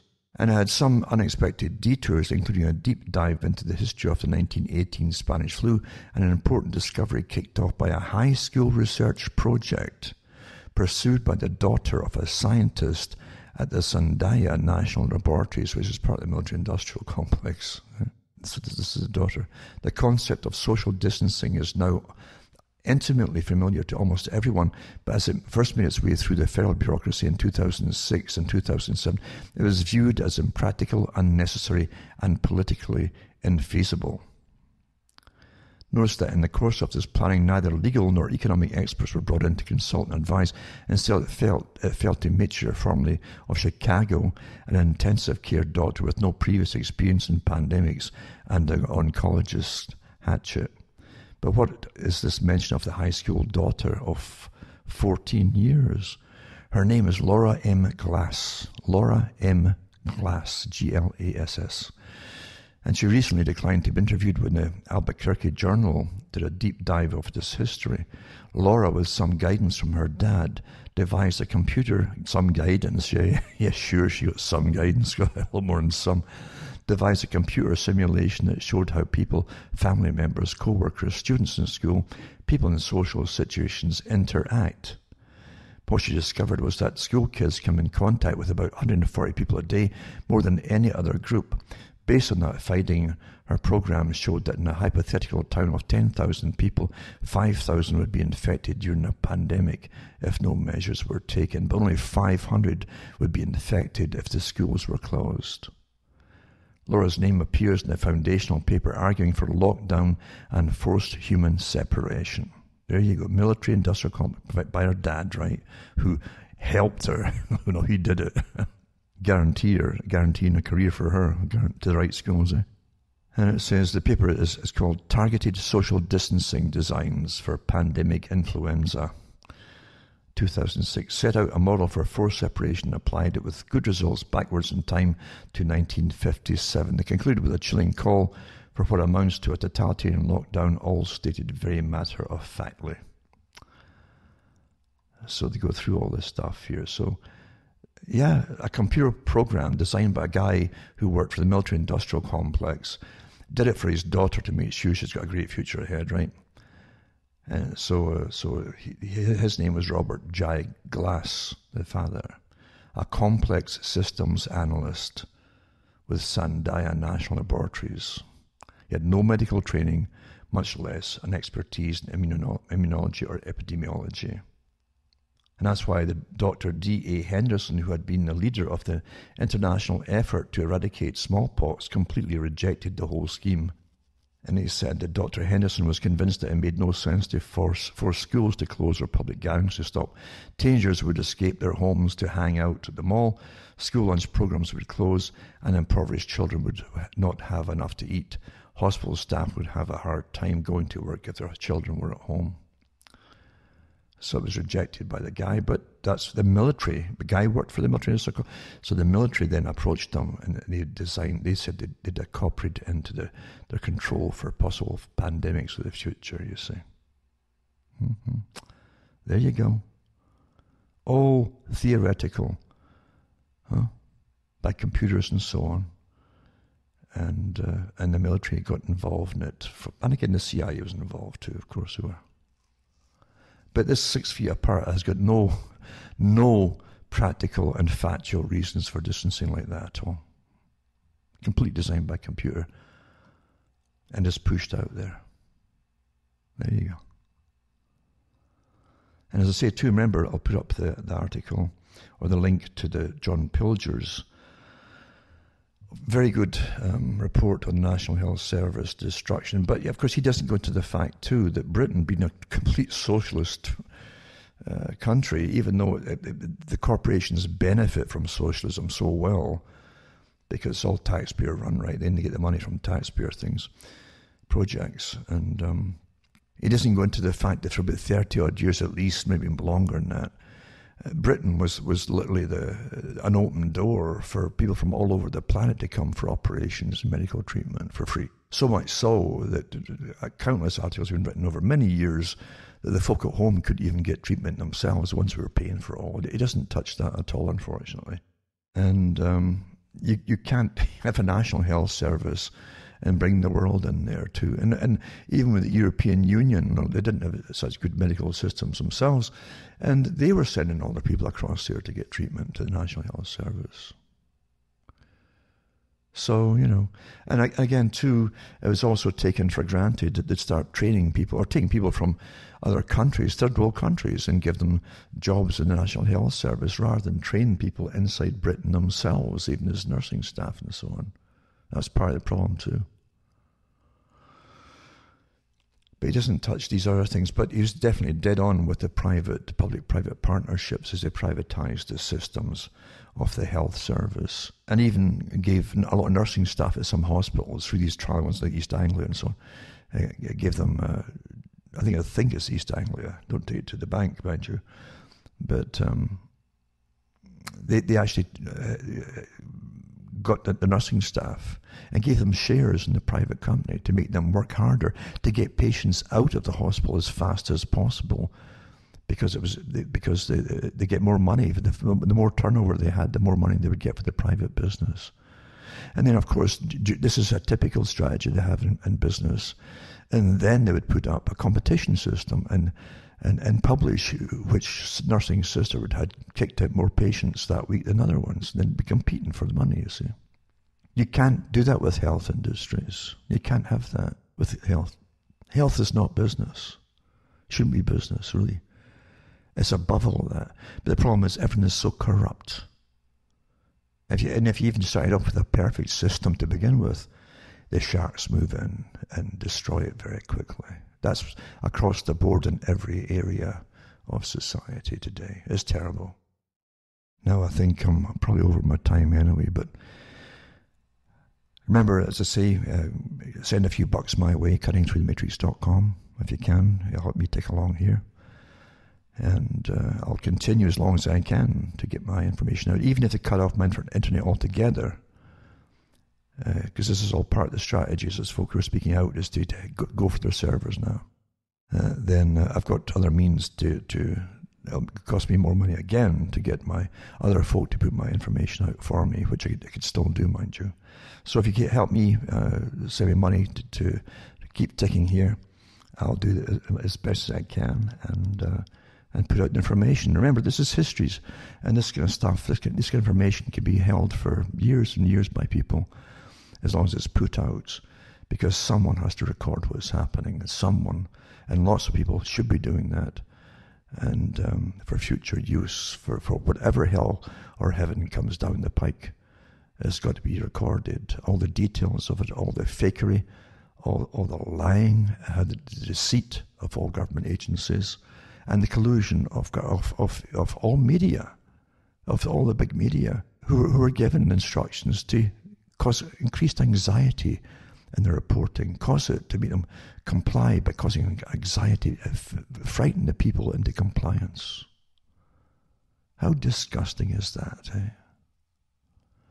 Anyway, I hope you hang in there, folks, and don't lose your heads. Keep calm about things. Don't panic either. And don't turn on each other if you're living together as couples or families. Don't turn on each other, because these are stressful times. It's meant to cause stress. It's meant to get everybody turning on each other. And keep cool and calm, because it's not over yet, remember. And the last time they did it with the mass vaccination programs, the people did have enough and say no. And they dumped millions of these some of the vaccines, millions of them were dumped in a river in the States, by the way. And that's another story. So keep sane and make sure you have a coterie of friends and swear to help each other out. Help each other out. Come what may. Don't fall out with each other, because you will need each other as time goes on. They want a really long lockdown here, and a different system to come out of this eventually. And it will not be, and Fauci said it, the little man himself, little foxy Fauci said it himself at the beginning, things would never be the same again. He just knew all. It's just a coincidence, of course. And they mean it. They mean it. It's not meant to be the same again. It's to be a new world order, according to Kissinger and all the rest of these characters. So stay safe, help each other out, and don't panic. Don't panic. Keep calm. And remember, we've still all got each other yet, remember. We've still got that ability to at least communicate. So from myself, Alan Walker from Ontario, Canada, it's good night. And may your God or your gods go with you.